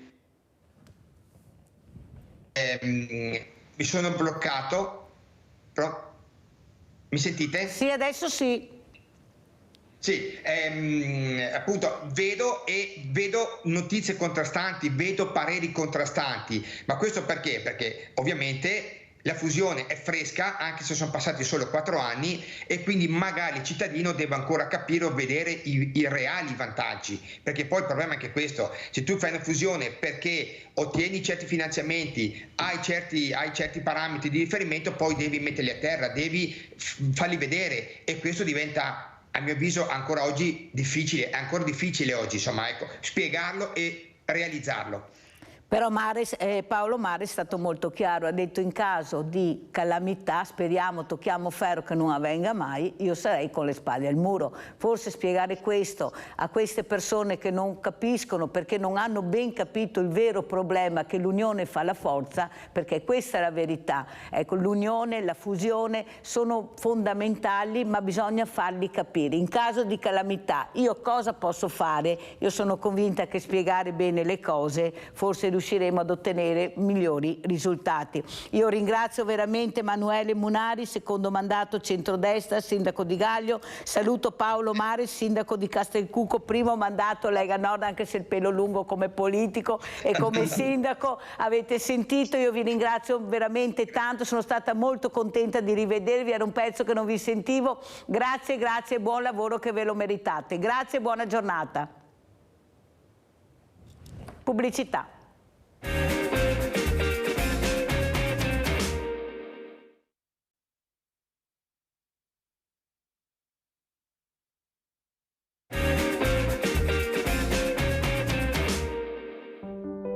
Continua l'attività dell'Associazione Sogni a favore di bambini e ragazzi affetti da patologie oncologiche gravi. Anche in quest'ultimo anno ci siamo impegnati per esaudire i sogni di tanti piccoli guerrieri che hanno potuto trovare un po' di sollievo dalla triste routine delle corsie ospedaliere. Questo, per esempio, è Angelo, barzellettiere incallito e grande fan di Aldo, Giovanni e Giacomo. Con la scusa di accompagnarlo a Milano per un consulto medico, il simpaticissimo Angelo ha finalmente potuto esaudire il suo sogno, incontrando i 3 comici e sottoponendogli una raffica delle sue battute. Il cane davanti all'albero di Natale. Finalmente hanno messo le luci in bagno. Infatti era appena nata perché... Agnes, invece, è una ragazzina di 10 anni, affetta da una patologia che ha avuto su di lei conseguenze fisiche che ne hanno ridotto la mobilità. Agnes ha potuto abbracciare Ambra Sabatini, Martina Caironi e Monica Graziana Contraffatto, le 3 campionesse paralimpiche che per lei rappresentano un simbolo di riscatto nei confronti della malattia. Ogni volta che lo strofini, a noi ci arriverà il tuo pensiero. Ma in questi mesi è decollata anche l'attività della redazione di Sogni Channel, il canale YouTube nato per coinvolgere e valorizzare i ragazzi e le ragazze che a vario titolo entrano a contatto con sogni e che dà spazio alle loro passioni per intrattenere e motivare altri ragazzi come loro. Al prossimo video e al prossimo sogno! E vi presento subito questi 2 graditissimi ospiti. Abbiamo collegato Rudy Zanata, presidente Associazione Sogni, quella che avete visto. Se non ci fosse dovremmo inventarlo questo presidente. Grazie veramente Rudy per quello che fai, ma veramente grazie, e grazie anche di essere qui. Siamo anche in compagnia di Marina Del Ferro, scrittrice, storie strambe de brava gente e donne italiane tutte puntini puntini puntini, però che ha scritto un altro libro che ci ha portato storie strambe. Però la Mirella ha aperto il libro e guardate cosa è saltato fuori. Per caso era presente Marina e il pibon dei rossi che a copasso pare per andare in gita con gli orfani. Avete capito? Per chi non sa il dialetto veneto, il più buono dei rossi ha ucciso suo padre per andare in gita con gli orfani. Una volta diceva che era copasso mare, adesso che copasso pare, per fortuna, ecco, par condicio, perché con questi femminicidi è meglio parlare anche dei uomini. Par condicio. Allora, partiamo subito dal nostro Rudy Zanata. Intanto complimenti, veramente Marina, è un piacere enorme di conoscerti, per capire, ecco, chi sei. Prego Rudy. Ciao, grazie ancora per l'invito, è sempre un piacere. E niente, da anni ormai ho fondato questa associazione che è Sogni, e realizziamo i sogni dei bambini affetti da gravi patologie oncologiche di tutta Italia ormai. Siamo partito con l'ospedale di Padova, prima, dove mio fratello purtroppo ha perso la vita tanti anni fa, e da lì diciamo che ho continuato un po' a portare avanti anche in suo ricordo, in suo nome, un po' quello che è il desiderio di questi ragazzini, e quindi siamo arrivati, ormai il prossimo anno sono 20 anni, e siamo arrivati a realizzare più di 300 sogni. Allora, Marina Del Ferro, cosa vuoi dire a questo uomo, tu che anche con questi libri bellissimi, voglio farlo vedere perché è una copertina stupenda, sono le illustrazioni di Regina Letter, sì, molto bello, guardate, un'artista. Un'amica, anche all'interno veramente ci sono dei disegni bellissimi. Prego Marina, cosa vuoi dire? Praticamente il mio libro, presento appunto questo mio libro, sono tutte storie scritte in veneto e tradotte in italiano, illustrate storia per storia appunto da questa mia amica, da Regina Letter, che è un'artista, è bravissima, e sono praticamente tutti aneddoti divertenti che mi sono successi nella vita con i bambini, e soprattutto quando gestivo il bar, perché quando si gestisce un bar la fauna umana ti riserva di quelle sorprese incredibili. Qual è la storia? Allora, io ho scritto Marina Del Ferro e Fidel perché quando scrivevo il libro, ogni volta che io prendevo il foglio in mano, il mio gatto Fidel si metteva esattamente sopra, e allora l'ho assunto a mio muso ispiratore, per cui mi sembrava giusto metterlo come coautore. Ecco, con questo libro io praticamente ho partecipato anche a fiere per gli animali, così, ho partecipato anni fa anche Longarone, Quattro Zampe in fiera, mi sembra Longarone, la fiera dei gatti, e ne ho venduti parecchi. E metà del ricavato, tirato via le spese logicamente che mi costa il libro, perché l'ho pagato io il libro, l'ho dato all'EMPA. Adesso, visto che lei è presidente di questa associazione, vorrei appunto sponsorizzare il mio libro, perché la metà di quello che praticamente potrei ricavare da questo libro verrà dato alla sua associazione. Questo perché praticamente 8 anni fa ho avuto anch'io una patologia oncologica. Ne sono, almeno spero, ne sono uscita. Ho avuto 2 fratelli affetti, una da leucemia e uno da melanoma, per cui siamo particolarmente sensibili a questo motivo, insomma, l'associazione di Rudy. Allora, che bella cosa, ma veramente io sapevo che c'era questa cosa, Rudy, perché so la sensibilità che ha Marina e sono veramente orgogliosa di avervi ospiti tutti e due, ma soprattutto l'unione fa la forza, aiutiamoci, è quello che io dico sempre, nel momento che c'è un qualcosa di buono per fare per gli altri, per aiutare, bisogna unirci. Prego, Rudy. Volevo ringraziare Marina e te per questa bellissima opportunità, sarà un onore presentare, poi vedremo di anche inserire il suo libro, magari se ha piacere, attraverso i nostri social o qualcosa, comunque poi attraverso Mirella avremo modo di conoscerci meglio, o verrò anche conoscerla di persona. E niente, faremo sicuramente qualcosa per i nostri piccoli guerrieri, grazie anche alle sue fiabe. Sarebbe bello anche magari portarle anche in reparto, se lei ha piacere, magari anche se ne vuole autografare qualcuno, lasciarlo lì, o verrò a trovarla magari per portare poi anche i reparti ai bambini, o venire assieme anche a me, magari, che sarebbe una cosa fantastica. Sì, è molto bello, e verrò anch'io perché ci tengo tanto, tu sai quanto io sono molto vicina a queste fragilità, una cosa che mi appartiene nel vero senso della parola, e trovo veramente bella questa unione che facciamo questa mattina. Prima si parlava di unione e fusione, forse ecco le associazioni, tu lo sai Rudy come la penso, devono unirsi di più, fare più squadra, non essere divisi, uno per tutti, tutti per uno, perché così si va avanti e si realizzano i sogni. Cosa vuoi dire, Rudy? No, la forza della rete, dell'unione è vincente, quindi ognuno per il suo, ognuno sa fare bene il suo compito, come noi realizziamo bene i sogni, ognuno di noi se si unisce veramente diventa una grande onda, una grande forza che può solo portare a fare del bene.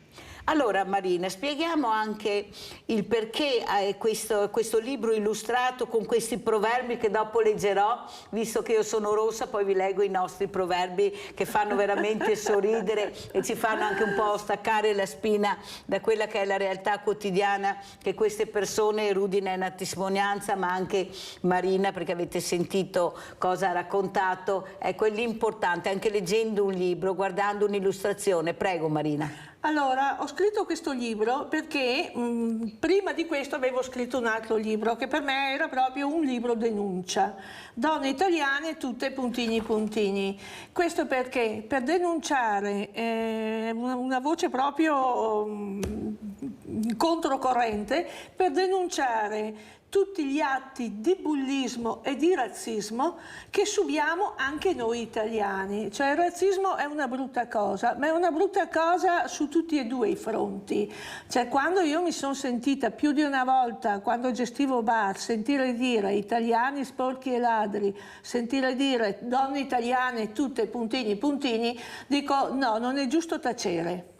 Non è giusto tacere né da una parte né dall'altra. Come si intitolava il libro? Donne italiane tutte puntini puntini.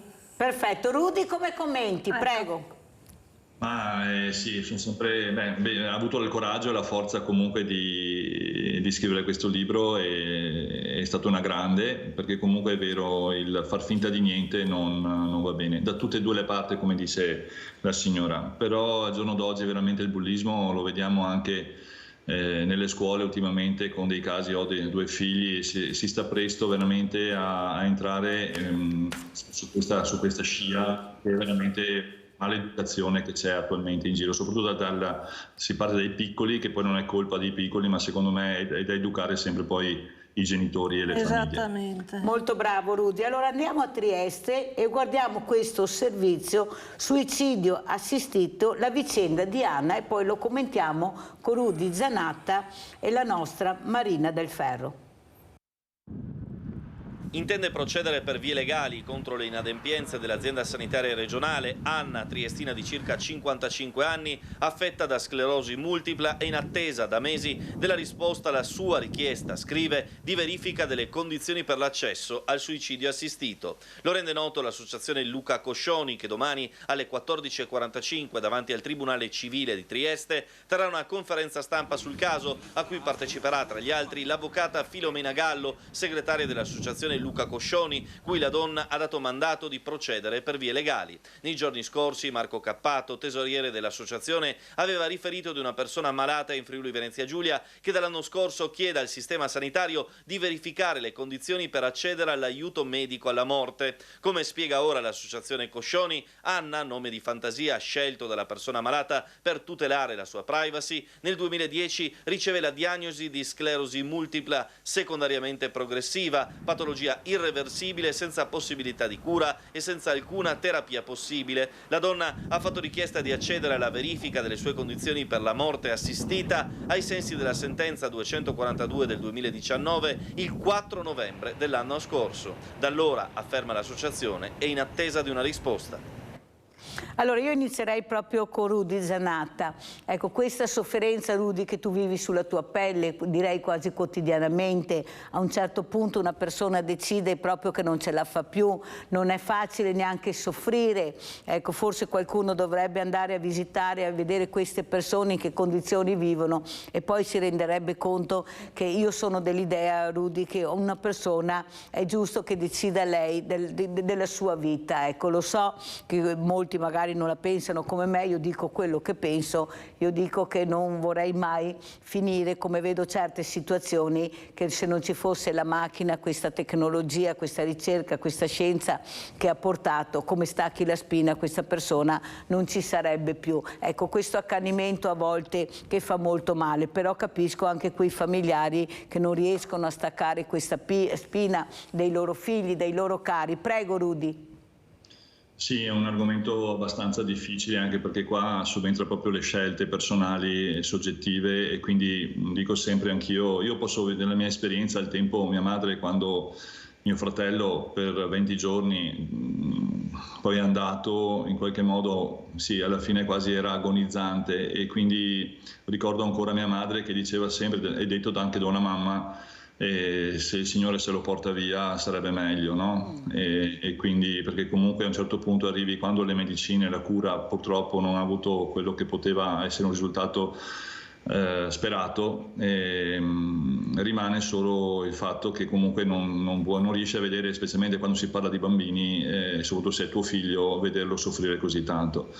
Poi grazie anche comunque viene chiamata la terapia compassionale, che comunque in questi casi viene accompagnata, che comunque è semplicemente un addormentare pian pianino in modo che non soffrano, e lentamente, e poi mio fratello comunque è andato in un modo tra virgolette dolce, ecco, quindi questo la differenza. Nelle scelte più difficili, come penso quello della signora Anna, così era lì, purtroppo secondo me è sempre come quando ci chiedono di donare gli organi o ci chiedono di essere donatori di qualcosa, che lo mettiamo nella carta d'identità, che l'altro giorno poi ho fatto. Secondo me anche a livello di educazione culturale magari arriveremo forse chissà quando, per scelta propria, di poterlo decidere prima, proprio in tempo, e di poterlo inserire come fosse un testamento.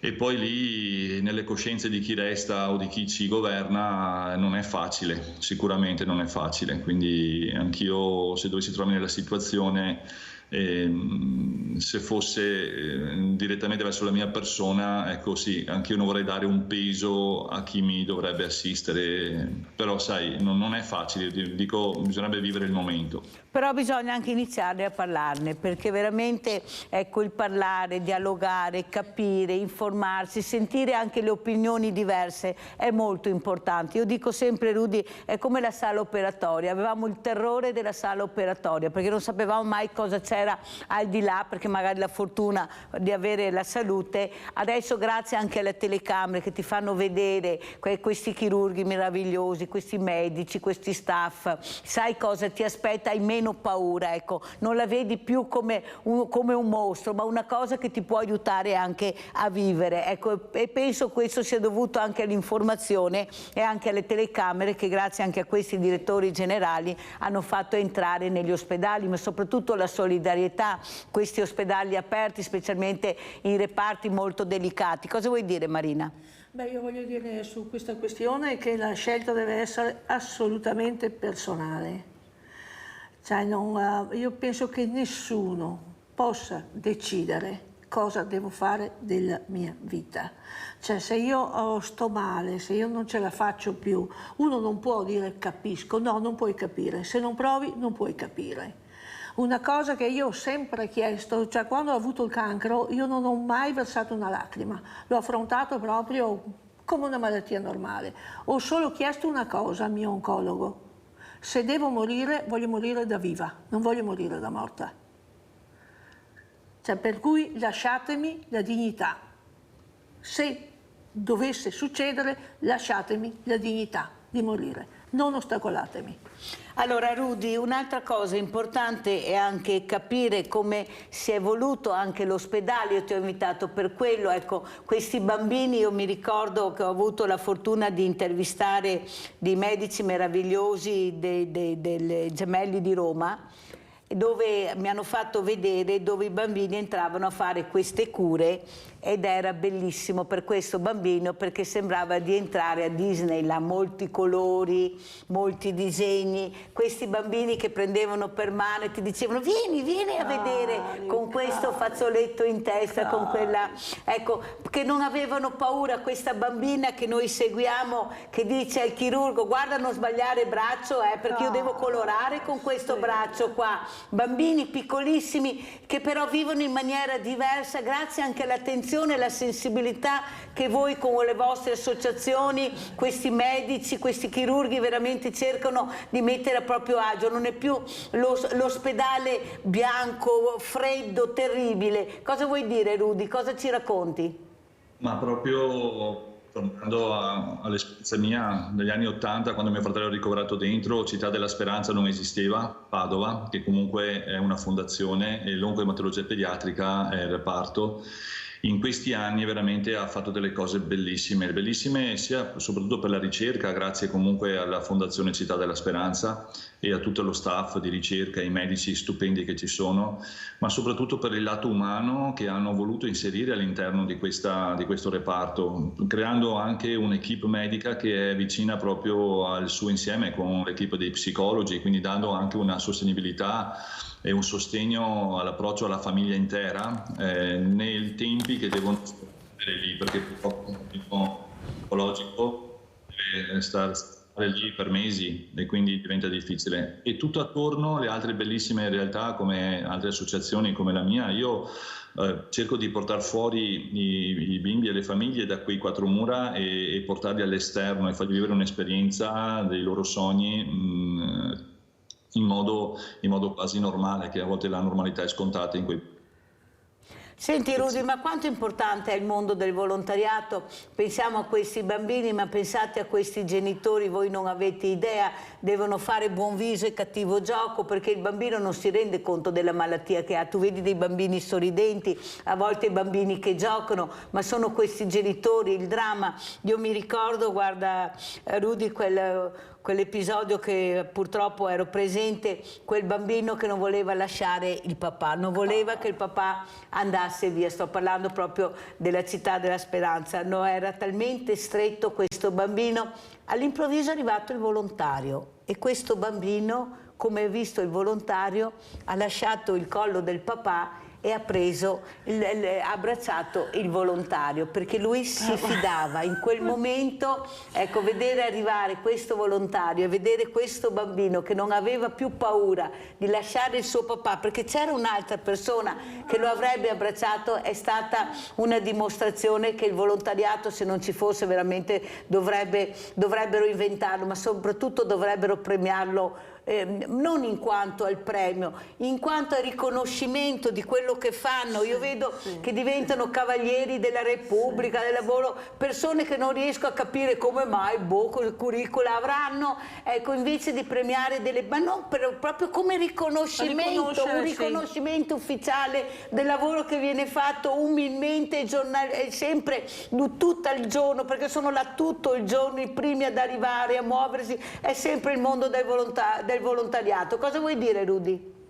Ma guarda, io posso parlare di Padova e proprio molti volontari, tra cui quello che ha preso poi in braccio questo bambino, li fanno giocare. C'è per esempio un volontario che fa il falegname, che il tempo perso va lì, gli fa fare dei lavoretti di giochi. Ci sono degli insegnanti stupendi che sono in pensione e che c'è proprio il collegamento scuola-ospedale, ospedale-scuola, che comunque di ragazzi che sono ricoverati, anche quelli più grandi, possono continuare i loro studi e creano attività interne ludico-ricreative di tutti i tipi. Quindi si sono belle realtà e sono fondamentali proprio per il vissuto, anche per le famiglie, dare la possibilità a questi genitori a volte di staccare, di poter uscire anche per mezz'oretta, un quarto d'ora a bersi un caffè al di fuori dell'ospedale, sapendo che i propri figli sono in buone mani, proprio di persone volenterose e che lavorano sempre col cuore. E sono persone che, come anch'io, quello che faccio, si cerca sempre di fare non per avere un qualcosa di ritorno, lo fai col cuore e dopo comunque vedi che comunque viene ripagato. Questa è la cosa più importante, e viene ripagato non certo con una qualsiasi forma, ma proprio con il cuore, e questa è la cosa più bella, perché quando fai con il cuore, soprattutto con i bambini, vedi che in qualche modo ti viene regalato veramente tantissimo, che è impagabile. Allora andiamo a vedere questo video, che è la presentazione dell'associazione Sogni.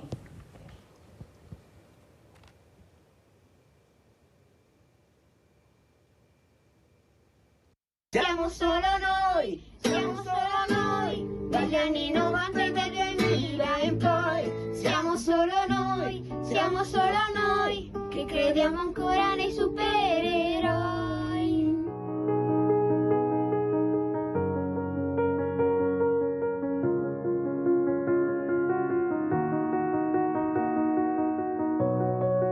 Sogni è un'organizzazione non profit costituita da due realtà, l'associazione Sogni Onlus, che è nata nel 2004, e l'impresa sociale, che è nata nel 2020.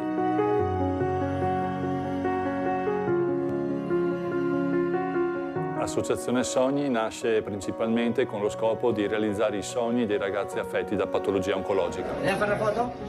Andiamo. Dammi tu qua. Allora, chi se la fa? Lui? Faccio io. Vai.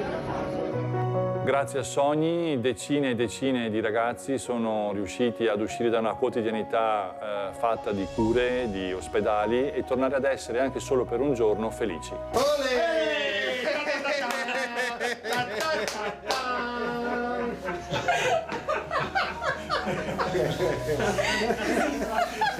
Sei spaventato. Ti sei cagato sotto, Sono appannati gli occhiali.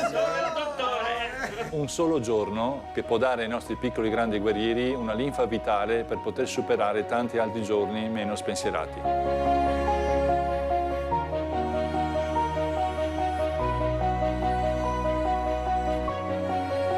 E poi c'è l'impresa sociale, che nasce con lo scopo di valorizzare e coinvolgere i ragazzi e ragazze che si avvicinano a Sogni.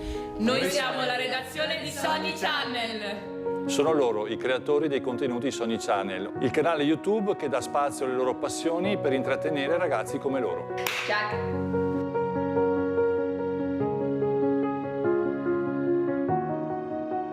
Due realtà, un unico obiettivo: non smettere mai di credere nei propri sogni.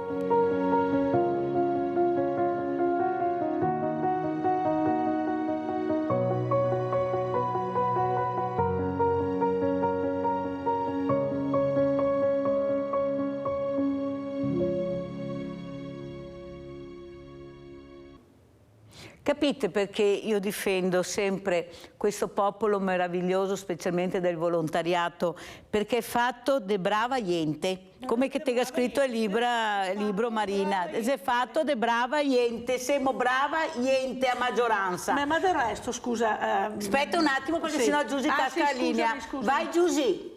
Ciao Mirella, buongiorno ai tuoi ospiti. Ciao. Allora Mirella, sono rimasta allibita sentendo la Mara Venieri parlando della mamma della persona che ha ucciso la sua ragazza ma col figlio in grembo, esprimendosi: mio figlio è un mostro. La Venier si è permessa di dire sì, è un mostro. Ho detto subito a mio marito: ma come si permette anche lei, anche se ha chiesto scusa? Solo la mamma può fare questa esclamazione. Ha dovuto sforzarsi quella mamma, ha dovuto sforzarsi per dire che è un mostro. Ma era la mamma. Mi metto nei suoi panni di quella madre. Cosa ha pensato dentro di lei per dire quella parola là? E lei pacificamente in televisione sì, è un mostro. Ma cosa dici? Ma se fosse toccato a te con tuo figlio, cosa avresti detto in televisione? Sì, mio figlio è un mostro? La mamma li difende sempre anche se sbagliano i loro figli. Cercano di rimediare, ma non puoi dire anche te in televisione su una Rai 1 sì, è un mostro. Sono arrabbiata Mirella per questa cosa qua, vergognosa. Vi ringrazio. Allora abbiamo sentito Giusy, adesso bisogna vedere se veramente è vero. Sembra che questa mamma abbia accompagnato anche il figlio, purtroppo, in determinati posti perché le telecamere sono state riprese, e questo fa molto pensare perché sembra che questo ragazzo sia stato aiutato da qualcuno che non abbia fatto tutto da solo. Speriamo che non sia vero quello che sta emergendo. Se così fosse, veramente sarebbe a fare veramente un punto di domanda. Allora Marina, questo libro, altri libri, ma soprattutto questa attenzione verso le fragilità che sono anche gli animali, come hai detto tu.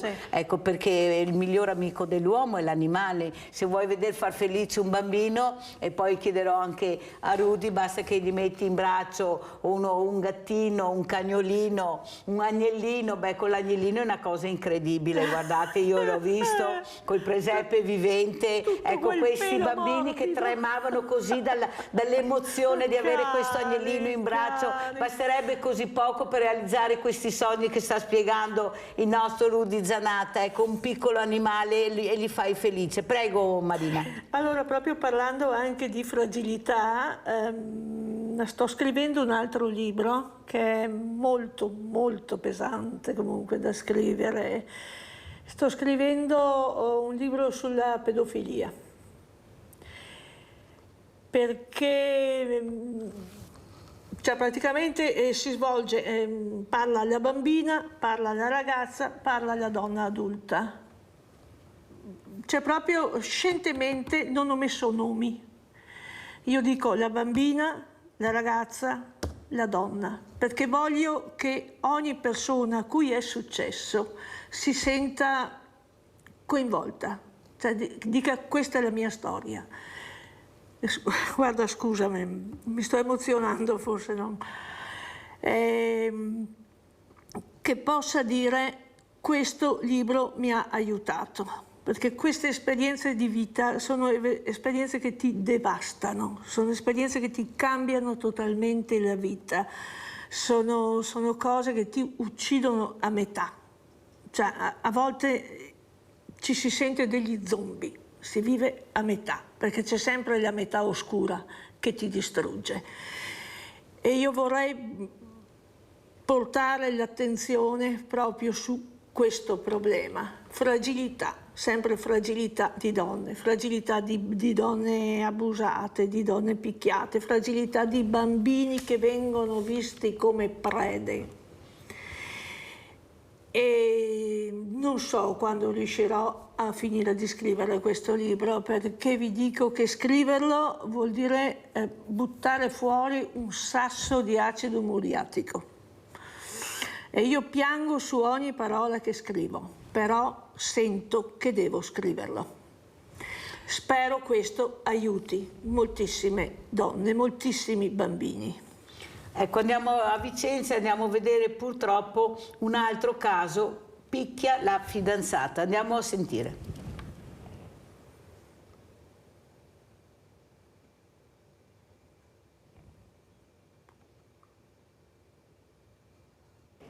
Un italiano di 38 anni, ubriaco ed aggressivo, è stato arrestato la notte scorsa dagli agenti della squadra volanti chiamati nei pressi di una pizzeria a causa del comportamento violento dell'uomo. Una furia che si è scatenata verso le due nei confronti della fidanzata e che poi si è estesa ad alcuni passanti che erano intervenuti per tentare di sedarlo. Minacce e insulti che l'ubriaco ha rivolto poi anche contro i poliziotti che tentavano di controllarlo e che infine sono ricorsi alle manette per bloccarlo e contenerlo, visto la furia degenerata con calci e pugni. Al successivo controllo in questura, l'uomo residente a Civitavecchia è risultato essere un pluripregiudicato per reati contro la persona e il patrimonio e collegati allo spaccio per stupefacenti, scarcerato lo scorso anno per rapina a mano armata. In attesa dell'esito del rito in direttissima per violenza e resistenza al pubblico ufficiale, il questore ha disposto un foglio di via da Vicenza per 3 anni. Allora, Rudy, tu sei un uomo con una sensibilità enorme. Come puoi spiegare certi atti che non hanno spiegazioni? Perché poi oltretutto sono persone al di sopra di ogni sospetto, che non hanno mai fatto assolutamente niente. Fedina penale pulitissima, senti i vicini, persone gentili, educate, poi parte questo raptus, che non è raptus, che non sono matti, non si capisce cosa sono. Certo, per infierire così violentemente, addirittura cercare di dare fuoco a questa ragazza con questo bambino in grembo, che è anche tuo figlio, ce ne vuole molto. Se qualcuno spiega come si possono definire, secondo te com'è? È un mondo forse fatto, siamo diventati troppo freddi, troppo cinici, troppo minovò combatta, forse frequentando il mondo del volontariato lo vedi in maniera diversa, ecco, non fa parte del nostro modo di vedere, ecco, questa aggressività, questa veramente sempre di più verso poi le persone, attenzione, le persone deboli, le persone fragili, ecco, non se la prendono mai con uno più forte di loro, sempre con le fragilità, e quasi sempre è una donna, una bambina o un bambino. Prego, Rudy. Ma io credo che abbiamo perso più che altro i valori, quindi torno sempre al discorso di educazione, dei valori che una volta comunque secondo me avevano a livello di insegnamento che veniva passato. Adesso tutto perché magari deve essere dovuto e dire no diventa un problema. Io credo che non ci siano più i no, e quando tu dici no a un ragazzo, ma si vede comunque già come ritorno dalla scuola o da un voto che comunque non viene accettato, parlando anche col vissuto che adesso abbiamo anche i miei figli, viene visto e vengono aggrediti anche gli adulti, i professori, o comunque con facilità ci si rivolge contro alla propria anche insegnante donna, che comunque non si ha più rispetto anche di quello che un po' potrebbe essere normale, no? Che deve essere insegnato, e questo fa molta paura. Credo che comunque le persone che abbiano questa doppia identità, secondo me delle caratteristiche non credo che siano così, che esplodono all'improvviso. Non è facile e sicuramente se dovesse capitare a mia figlia una cosa del genere, come è successo a questa povera ragazza, veramente non so se anche il mio lato buono si possa tenere. Potrei diventare in quel momento cattivo, ma in quel momento diventerei cattivo perché non accetterei mai che possa succedere una cosa così a tua figlia, insomma, ecco questo. Quindi anche in quel momento lì potrei diventare quello che non vorrei essere, però anche se so che magari non fosse una cosa giusta, perché comunque anche te usando magari la violenza o qualcosa non va bene, non è educativo, però in alcune situazioni io non vorrei essere al posto di quel padre o di quella madre che ha perso la figlia in quel modo. Molto chiaro. Allora andiamo a Treviso, andiamo a vedere ancora i bambini, servizio Oasi Pediatria. Andiamo a vedere.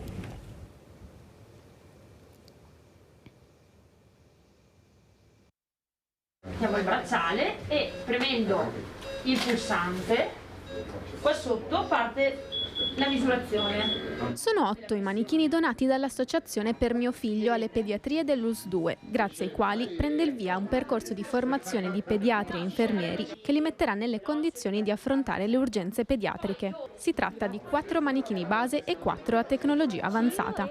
Questi ultimi, comandati tramite un palmare, sono in grado di riprodurre sintomi e criticità di lattanti e bambini, così che ai professionisti sarà possibile formarsi attraverso una simulazione di situazioni critiche. Che sono in grado di riprodurre tutte le situazioni cliniche attraverso un monitor e un sistema, di mettere a punto infermieri, pediatri, medici quindi e anche le OSS in situazioni cliniche critiche per affrontarle al meglio. Quindi l'obiettivo è aumentare la professionalità, le competenze, la sicurezza per il paziente e anche l'umanizzazione delle cure. Un progetto formativo trasversale che coinvolge tutte le pediatrie dell'ULSS 2, Treviso, Oderzo, Conegliano, Montebellune e Castelfranco. Lavorare in rete, dividersi e condividere le esperienze in maniera di avere un livello di assistenza il più omogeneo, migliore possibile, il più sicuro in ambito di tutta l'ULSS 2. E oggi abbiamo consegnato, anzi iniziato il percorso di formazione con i manichini che la nostra associazione ha donato alla pediatria e non solo alla pediatria di Treviso. 8 manichini per un valore commerciale di 35.000 euro che si inseriscono in una donazione più ampia che la nostra associazione ha messo a budget per l'anno 2023 di 170.000 euro per la Stanza dei Sogni. La Stanza dei Sogni, uno spazio che permetterà a medici e infermieri di operare in un ambiente quanto più accogliente possibile. A sostenere il progetto anche la Questura di Treviso. La formazione del personale in situazioni di emergenza è propedeutico poi all'istituzione della Stanza dei Sogni, che sarà questa stanza di analgosedazione che permetterà di ridurre il dolore e l'ansia nei bambini e nelle famiglie sottoposti a manovre terapeutiche o diagnostiche che prevedono in qualche modo dolore. Allora, Rudy Zanatta, ecco il pediatra, ecco questa osi, ma il pediatra che è fondamentale, sia quando accompagna questo percorso di questo bambino in salute e poi magari si ammala, ma è sempre lui che lo accompagna. Però abbiamo fatto dei passi incredibili, non è più il medico di famiglia di una volta, è un'altra figura che si sta specializzando sempre di più. Cosa dici, Rudy? Sì, veramente, ormai la ricerca sta facendo veramente dei salti da giganti e poi con la tecnologia, come avete visto, quei manichini lì è una cosa eccezionale, quindi riusciranno, andando avanti, sempre a avere più possibilità di avere meno, parlando di bambini, meno bambini che avranno delle criticità, grazie proprio a questi medici che secondo me, oltre che il lato umano per la scelta che hanno fatto, ci metteranno anche l'impegno per sfruttare al massimo queste tecnologie che stanno veramente dando tantissimo all'umanità.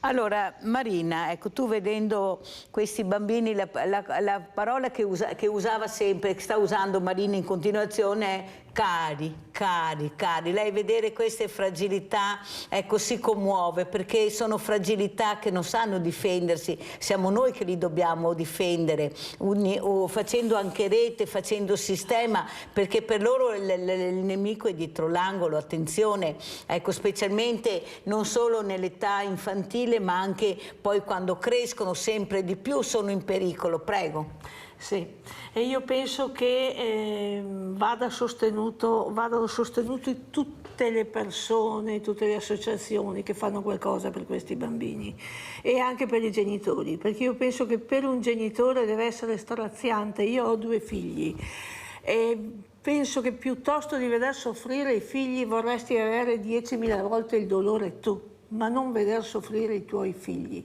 E per cui ci vuole molta, secondo me, molta attenzione e anche molto sostegno anche per questi genitori.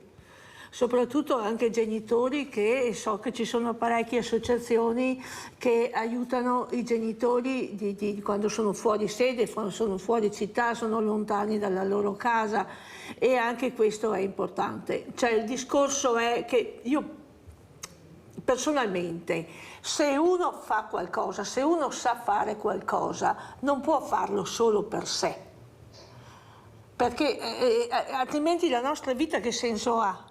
Mangi, dormi, vivi, ti vesti, cioè finita lì? No. Cioè, quando tu hai esaudito le tue necessità base, il resto devi lavorare per gli altri. Se sai fare qualcosa, se sai dare qualcosa, lo devi dare agli altri, perché questo, punto primo, è esempio per i tuoi figli. Non mi interessa l'esempio degli altri, mi interessa l'esempio anche dei miei figli, perché so che anche se io faccio così, anche i miei figli faranno così. E dopo, scusami Mirella, mi sto veramente emozionando, io quando si parla di bambini non riesco più a ragionare, mi dispiace fare queste figure. Ma è un'emozione naturale, la tua, che tocca il cuore, non è mica un'emozione studiata, è un'emozione che ti viene guardando questi video, queste foto e sentendo quello che ha detto il nostro Rudy Zanatta, che sta cercando di realizzare i sogni di questi bambini, cosa non facile, ma se hai l'obiettivo ben preciso ci riesci. Sono talmente preziosi i bambini che vanno difesi sempre e comunque. Parlo anche appunto di bambini ammalati, di bambini abusati. Questo bambino verrà su e dirà: perché i miei genitori non mi hanno protetto? Sentiamo come commenta Rudy Zanatta queste parole di Marina Dal Farro, anche come mamma, donna, ma mamma, e dopo come ci saluti. Vai Rudy.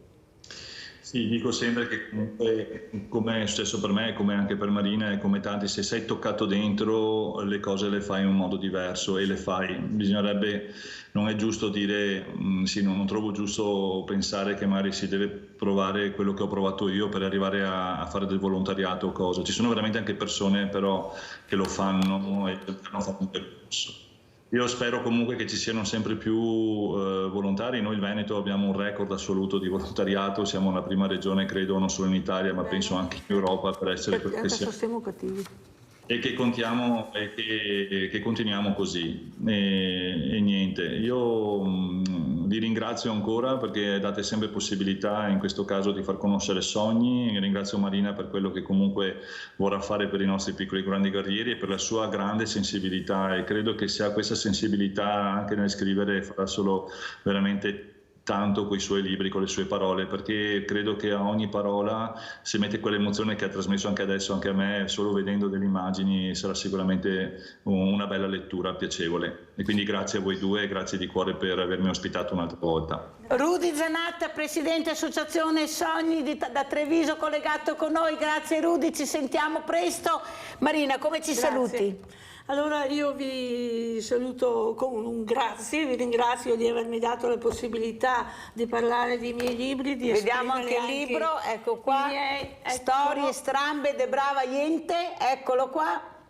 È un libro, ci sono appunto anche molte storie che possono essere raccontate ai bambini, anche sono molto divertenti. E io le leggerò quando avrò finito queste poesie di Mattia Battistetti. Il 3 luglio ci sarà questo processo importante, inizierò anche a leggere queste storie strambe de brava gente, 4 sganasai in compagnia. Ce lo meritiamo dopo tutto quello che stiamo passando. Grazie a Marina Dal Farro. Ciao Marina. Ciao, pubblicità. Buona giornata. Grazie.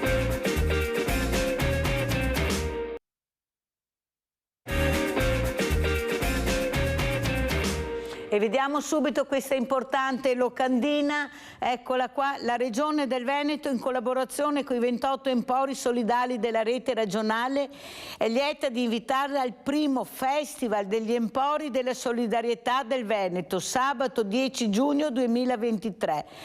Ore 14, apertura stand, 28 empori solidali che faranno rete, ci sarà una mostra itinerante, Spreca Arte, perché lo spreco è un'eresia, ci sarà di tutto e di più, un intermezzo a cura della scuola di musica Suono Improvviso. Ci sarà la premiazione del logo che è stato scelto per rappresentare questa solidarietà incredibile che fanno questi empori. È con me questa mattina e sono veramente contenta di averla ospite. Gabriella Mauro, presidente Emporio Solidale Basso Piave San Vincenzo di San Donà di Piave. Ciao Gabriella, ciao, grazie di essere qui con noi. Dovremmo aver collegata anche Lisa Lombardi da Mestre. Ciao Elisa. Ciao Elisa, che piacere vederti. Elisa, ufficio comunicazione e raccolta fondi Casa dell'Ospitalità dell'Emporio di Mestre. Ecco, sono molto felice perché è quasi tutta la mattina che parliamo di solidarietà, queste associazioni che veramente stanno dando il meglio di se stesso per aiutare le fragilità. Ecco, io vorrei partire proprio con te Elisa, questo mondo meraviglioso, io ti ho conosciuto, eravate piccolini, ho cercato anche di darvi una mano, di aiutarvi e poi siete esplosi, ci vuole molta sensibilità. Prego Elisa. Sì, intanto buongiorno a tutti e grazie di questo invito. Purtroppo la Presidente, la dottoressa Paola Bonetti, non poteva partecipare alla trasmissione per motivi di lavoro, ma ha portato i suoi saluti, anche quelli del tutto il Consiglio di amministrazione e della direzione della Casa dell'Ospitalità. Sì, Mirella, noi ci siamo incontrati probabilmente penso 5-6 anni fa, sei venuto a fare un intervento qui e da quel giorno insomma sono cambiate un po' di cose. È nato nel 2018 il servizio dell'Emporio Solidale all'interno della Casa dell'Ospitalità. La Fondazione si occupa principalmente di accoglienza delle persone che vivono in condizioni di grave marginalità, quindi persone che provengono dalla strada. E abbiamo pensato nel 2018 appunto di ampliare il raggio d'azione e l'intervento sul territorio con appunto l'apertura di questo piccolo Emporio Solidale. Siamo partiti con 7-8 famiglie nel 2018, siamo arrivati a 35 famiglie nel 2020, nel febbraio del 2020, poi il Covid ha fatto esplodere tutto e a maggio-giugno avevamo in carico circa 180 famiglie, quindi per darvi l'idea di quanto è stato significativo il vissuto che abbiamo avuto tutti e soprattutto per le persone che hanno più bisogno. Ecco, oggi l'Emporio Solidale aspetta tutte le settimane circa 100-110 famiglie. Sono famiglie anche molto numerose, con molti figli minori, quindi le esigenze sono anche specifiche e importanti. Abbiamo alcune persone con patologie, quindi anche loro necessitano di una presa in carico un po' più delicata, mi viene da dire. E niente, è un lavoro importante, come dice Mirella, e per fortuna che la Regione Veneto è ricca di queste opportunità per le persone che hanno più bisogno e che chiedono più aiuto. Il festival di sabato sarà proprio questo, una festa appunto per promuovere questi servizi diffusi su tutto il territorio regionale. Nel comune di Venezia siamo fortunati, ne abbiamo ben due, uno siamo noi appunto in terraferma e l'altro quello di Venezia Centro Storico che ospiterà anche l'evento e quindi ovviamente tutto questo è possibile grazie a due risorse importanti. Metto avanti i volontari che sono la forza di tutto questo, sono la risorsa più grande, la passione, sono l'attenzione, la delicatezza che bisogna rivolgere alle persone che chiedono il nostro supporto, il nostro aiuto e ovviamente insomma anche chi ci permette economicamente di portare avanti un'attività impegnativa che ha dei costi, che ha degli impegni anche economici importanti e quindi grazie insomma a questi due partner fondamentali mi viene da dire per poter garantire questo servizio. Brava Elisa, hai spiegato molto bene l'importanza di queste strutture fondamentali, ne parliamo adesso anche con Gabriella Mauro, questa presidente di questo Emporio Solidale San Vincenzo San Donà di Piave, che veramente anche lei ce la sta mettendo tutta, cosa non semplice e non facile, specialmente in un momento proprio dove viviamo la povertà, direi quotidianamente, ecco, perché noi parliamo di mare, di montagna, parliamo di divertimento, ma non vediamo gli invisibili, che sono quelli che non hanno neppure la forza di uscire, di fare la spesa perché non hanno niente, stanno diventando tanti, come ha detto la nostra Elisa. Prego Gabriella. Intanto grazie per questa bellissima opportunità e soprattutto per quello che tu porti avanti, perché ci sei di grande aiuto, perché far emergere proprio le povertà penso che sia il nostro dovere, ma soprattutto essere anche punti di riferimento per chi ha bisogno di aiuto e di avere anche delle certezze sulle risposte immediate, perché questo lo devo dire, è un qualcosa che tu hai trasmesso a noi del San Donatese, perché l'immediatezza, perché molte volte le persone che hanno difficoltà non hanno proprio queste risposte immediate. L'Emporio Solidale di San Donà nasce, diciamo così, grazie, diciamo così, a tutto l'operato che è stato fatto dalla San Vincenzo già dagli anni 30 nel San Donatese. Poi l'opportunità appunto della Regione Veneto, che io credo abbia fatto veramente un progetto meraviglioso. Salutiamo la dottoressa Midena, che se la merita tutta. Dobbiamo salutare la dottoressa Midena, spero di averla anche ospite, perché è una donna, guardate, con una sensibilità che va oltre. Ecco, lei è riuscita a fare una cosa grande, ha fatto una squadra importante in Regione, naturalmente ringraziamo tutta la Regione, ma in particolare lei perché ci crede a questi empori, o sbaglio Gabriella? Sì, io devo dire davvero sì, grazie a lei che il San Donatese ha questa grande opportunità, e il Veneto, perché se siamo appunto in 28 vuol dire che c'è stato un grande lavoro. Oltretutto ha un'equipe alle spalle che è meravigliosa, che ci sostiene. Salutiamo tutti noi. E soprattutto ci guida anche, perché possiamo dire una cosa, che nel mondo del volontariato mette tanta buona volontà, mette le proprie competenze, però anche noi con queste nuove normative, con tutto quello che c'è, dobbiamo essere sempre un po' pronti, no? Come si usa dire. Cosa posso dire? Che il nostro Emporio è diventato un punto di riferimento per le persone che hanno necessità.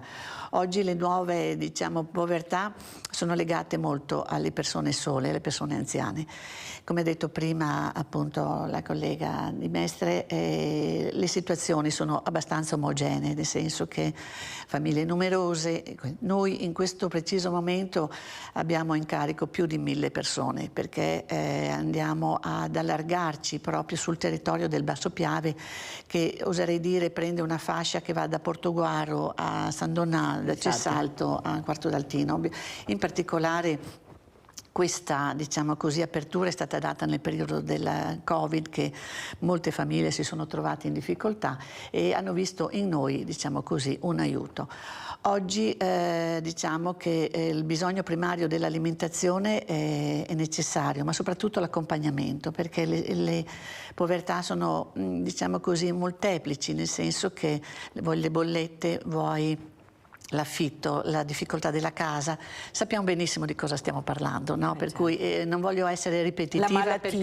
La malattia, esatto, la solitudine, per cui noi abbiamo cercato proprio di creare una rete nel territorio, oltre che con i servizi sociali, con le varie associazioni del territorio, diciamo, la consegna a domicilio. Perché questo? Perché vuol dire andare a trovare le persone, vedere, toccare con mano, e in particolare purtroppo le persone che sono sole, anziane, ma che hanno quella grande dignità del voler continuare a vivere a casa loro, di mantenere una rete. E questo grazie a una settantina di volontari che noi, diciamo, abbiamo in costante, devo dire, costante attività, perché anche fare i volontari non è proprio semplice, no? E dedicare tanto tempo e soprattutto dedicare il tempo con il cuore, perché il principio è proprio questo. E gli empori, cosa posso dire? Non voglio neanche parlare proprio dell'emporio di San Donà, perché io dico sempre, noi abbiamo la porta aperta, siamo lì, disponibili a qualsiasi richiesta, perché i bisogni sono tanti, qualche volta di una chiacchiera, qualche volta di una bolletta, qualche volta l'affitto, ma abbiamo anche molti professionisti a disposizione, naturalmente gratuito, ma devo anche ringraziare tanti imprenditori e tanti donatori che silenziosamente ci sostengono. È vero. Perché nelle varie attività che noi ormai portiamo avanti, è un po', io lo chiamo il pranzo caldo di Natale, meglio che l'attività del del riscaldamento, perché ci sono tante persone che hanno anche difficoltà a fare tutte queste cose.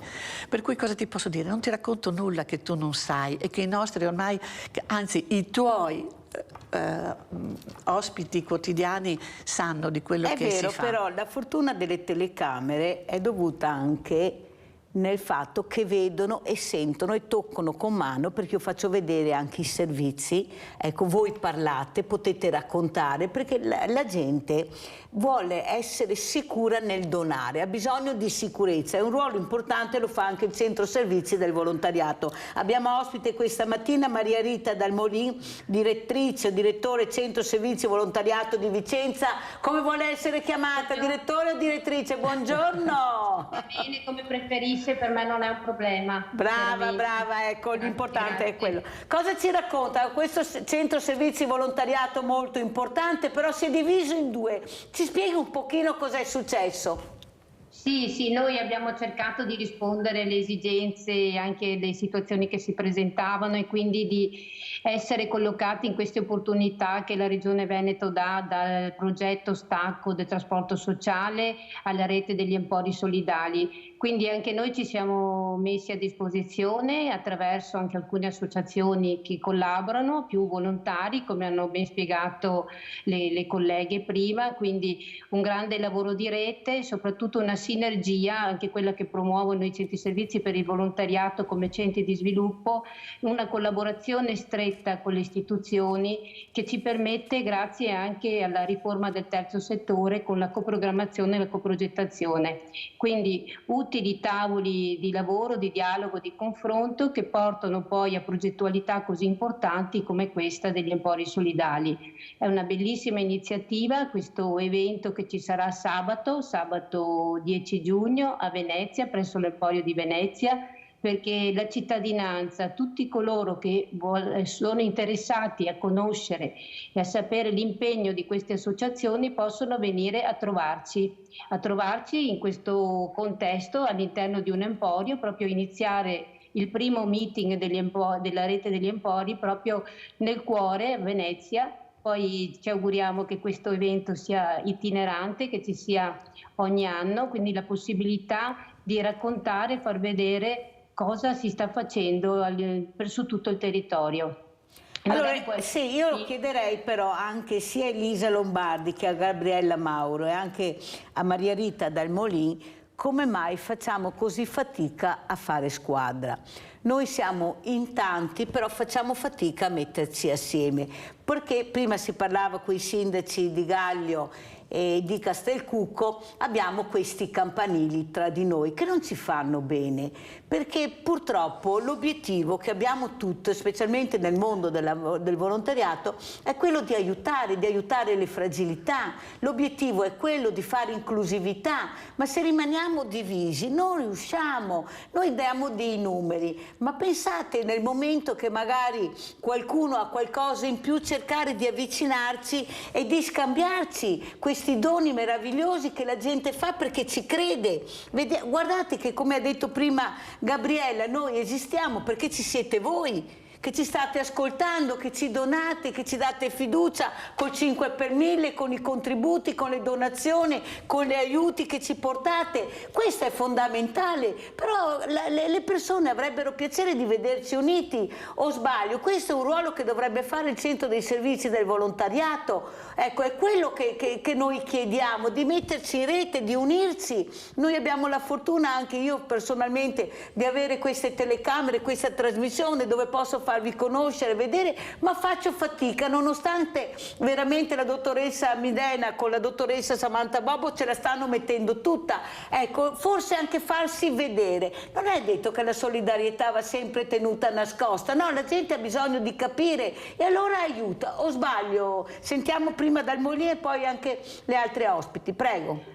Ma sinceramente io concordo con le sue riflessioni e dopo la pandemia questo l'abbiamo visto, è importante mettersi insieme. Le stesse associazioni del territorio ci chiedono di costituire tavoli, come le dicevo, sono tavoli di dialogo e confronto, ma non solo tra di noi, insieme alle istituzioni. Questa è la vera forza, la rete bisogna farla insieme, non ognuno per conto suo. Ed è questo anche che tutti i centri servizi per il volontariato del Veneto, i 5 centri servizi, stanno facendo attualmente come agenzia di sviluppo del volontariato, perché è corretto dire che la solidarietà va fatto vedere l'impegno di tutti questi cittadini, uomini e donne che dedicano alla comunità, è fondamentale.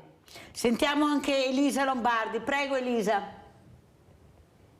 È vero che ogni territorio ha delle peculiarità, quindi anche delle necessità diverse, ma il tentativo del tavolo regionale degli empori è proprio questo, quindi fare rete, noi che abbiamo tutti lo stesso obiettivo, la stessa mission. Il festival di sabato è anche questo un primo tentativo di aprire questo tavolo, aprire questa rete. Infatti sono stati invitati tutti, è stata invitata la cittadinanza, sono state invitate le istituzioni, sono stati invitati gli stakeholder attuali e potenziali, c'è proprio il tentativo di aprire, di promuovere in modo che tutti possano sapere, il singolo cittadino che ci dona il suo 5 per 1000, ma anche le aziende, ma anche gli enti pubblici, insomma è un passettino. Purtroppo il Covid ha, diciamo così, messo una parentesi non indifferente in questi approcci di rete, di coprogrammazione, di collaborazione. Riprendiamo, da questo evento, come diceva Rita, speriamo sia il primo di una lunga serie anche nei prossimi anni, proprio perché il territorio è vasto e tutti vogliamo che arrivi a tutti il nostro messaggio di aiuto e di presenza sui diversi territori. Anche perché, Gabriella, dobbiamo dire che noi non ci siamo mai fermati, anche con il Covid, i banchi sono stati aperti, i volontari andavano casa per casa a consegnare, ecco, questi beni, queste derrate alimentari, anche rischiando a volte, nonostante cercavamo di dare la massima sicurezza. Però è un mondo che non si ferma mai, che è il mondo del volontariato. Prego, Gabriella. È verissimo, noi non possiamo fermarci perché sarebbe, io dico, gravissimo, soprattutto per quella mission che ci appartiene e soprattutto per tutti quegli ideali che sono rivolti alla cura della persona, all'affetto, perché non si tratta solo di un dare, ma un amare quello che stiamo facendo. Per cui sì, sono d'accordo su quello che si dice la rete. Noi devo dire che nel San Donatese siamo riusciti a creare una bellissima rete, non solo con appunto tutte le istituzioni, su quello che possono essere le parrocchie, quello che possono essere i nostri ragazzi, perché io proprio dico questo, dobbiamo coinvolgere i ragazzi, le scuole e quant'altro, ma la cosa che più ritengo necessaria sono proprio la gente comune, le aziende, perché alla fin fine ognuno di noi si rappresenta e di conseguenza questo collaborare, questo condividere è indispensabile. Devo dire che anch'io mi sono ripresa, diciamo così, su alcuni argomenti che magari in passato non avrei messo, diciamo così, neanche in discussione, perché se una vicenziana non si dice, non si fa e basta. Però l'Emporio ha una visione di qui e ora e di conseguenza dobbiamo sfruttare tutto quello che è la visibilità, tutto quello che sono, diciamo così, le collaborazioni, ma soprattutto far sì che tutti si avvicinino a noi per modi e per modalità diverse, ma soprattutto con un unico fine, quello di aiutarci, perché io dico sempre aiutami ad aiutarti, perché alla fin fine, Mirella, questo è il nostro mission, no? E credo che la Regione Veneto ci abbia visto veramente tanto con questi empori. Poi tutte le associazioni, tutte le persone di carità e tutte le persone generose, io dico, devono mettersi assolutamente insieme, per cui approfittiamo di questo primo incontro a Venezia per dire anche noi degli Empori siamo rappresentati e rappresentiamo tante famiglie. Allora andiamo a vedere proprio questo video Empori dove conosceremo anche la dottoressa Midena e la dottoressa Bobbo, andiamo a sentire e a vedere.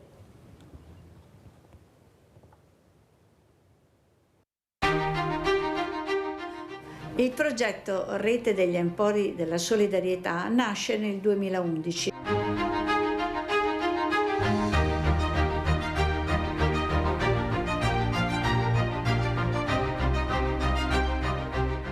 Una prima occhiata sembrano dei piccoli market dove le persone prendono il cibo. Innanzitutto la loro forza è l'essere nati da una rete territoriale, è un'alleanza che si è costruita tra il pubblico e il privato, tra realtà ecclesiali e non, tra associazioni formali e non formali. La loro forza sono anche i volontari.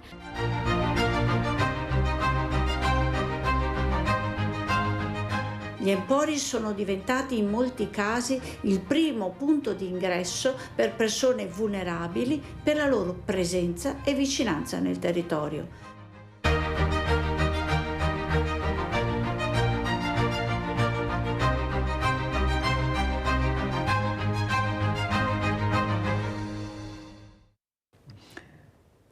Non ce l'abbiamo presente, ma abbiamo visto la dottoressa Maria Carla Midena, abbiamo sentito le sue parole, questa grinta, questo saper centrare l'obiettivo che è meno spreco, perché è per questo che ci troveremo, per parlare di spreco ce n'è troppo, se pensiamo tonnellate di carne, di pesce, di formaggio che va sprecato tutto il giorno perché non possiamo averlo, perché veramente dicono che non si può, io vorrei proprio capire se è proprio così vero, questo è un ruolo che dovrà fare anche la regione, perché noi abbiamo veramente bisogno di questo cibo. Io ho detto ieri che sono andata a fare la spesa nel vero senso della parola e ho speso quasi 5.000 euro per prendere queste, perché bisogna dare anche una borsa dignitosa. Ecco, non abbiamo a che fare con delle persone dove dobbiamo dare i dolci che poi si ammalano, dobbiamo dare una borsa dignitosa, comprende verdura, pesce, carne, formaggio, proteine, tutto quello che c'è. O sbaglio? Sentiamo anche cosa ci dice Elisa. Sì, assolutamente Mirella. Guarda, ho fatto proprio ieri per prepararmi a questo intervento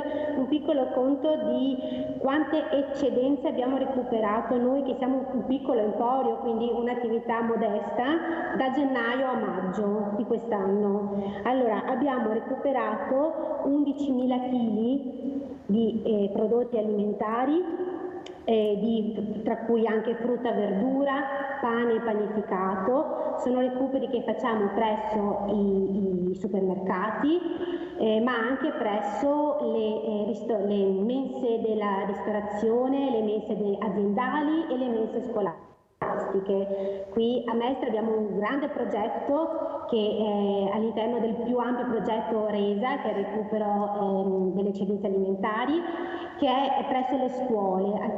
Con il Comune di Venezia da 2 anni abbiamo avviato questo recupero presso le mense scolastiche, quindi a fine turno mensa dei bambini nelle scuole dell'infanzia e le scuole primarie. I volontari della Casa dell'Ospitalità, dell'Emporio, dell'Auser e di altre associazioni del territorio vanno a recuperare quanto i bambini non hanno consumato all'interno della mensa, e a noi Casa dell'Ospitalità, che siamo solo uno dei 2 beneficiari, arrivano circa 50 di alimenti non consumati ogni giorno, per darvi un po' la portata di quanto grande sia il tema che dobbiamo affrontare tutti insieme. Allora andiamo a vedere anche questo video che ci ha portato Elisa Lombardi, che ci ha inviato questo video volontaria. Andiamo a sentire e a vedere.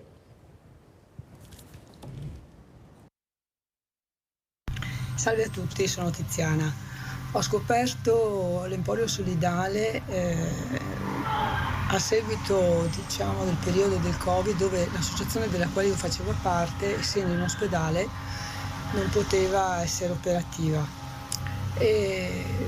L'Emporio da noi qui a Mestre è un piccolo supermercato dove noi volontari accompagniamo le famiglie e cerchiamo di indirizzarle su dei... Oltre a questo li accogliamo in maniera semplice, senza fargli pesare il fatto che si debbano rivolgere a noi. E oltre a questo diciamo, servizio che svolgo 2 volte a settimana circa, e praticamente faccio anche un lavoro di manovalanza, nel senso che scarichiamo gli scatoloni quando arriva il materiale, oppure qualche volta andiamo a prendere anche il materiale dai supermercati o dalle ditte che ci forniscono il tutto.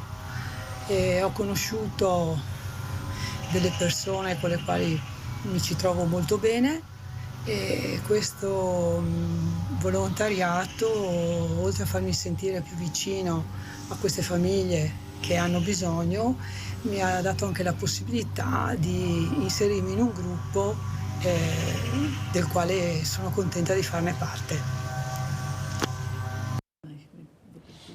E vediamo ancora la locandina perché è molto importante, è la prima volta che veramente viene fatto questo festival, ecco, questa riunione tra empori fondamentale per conoscerci, per scambiarci le idee, ecco, per programmare anche eventuali eventi da fare assieme. Ecco, io sono convinta che bisogna che facciamo più rete, ecco, io faccio fatica a avere gli ospiti, spero di riuscirci anche incontrandoli, però l'importanza della rete, ma poi il volontario. Noi vediamo sempre però persone di una certa età, Gabriella, ecco, facciamo fatica ad avere i giovani, gli studenti, forse perché li intrighiamo poco, forse devono toccare più con mano che no la lezioncina in classe della solidarietà, forse dovremmo accompagnarli su un percorso dove loro si sentono responsabili, vengono coinvolti di più.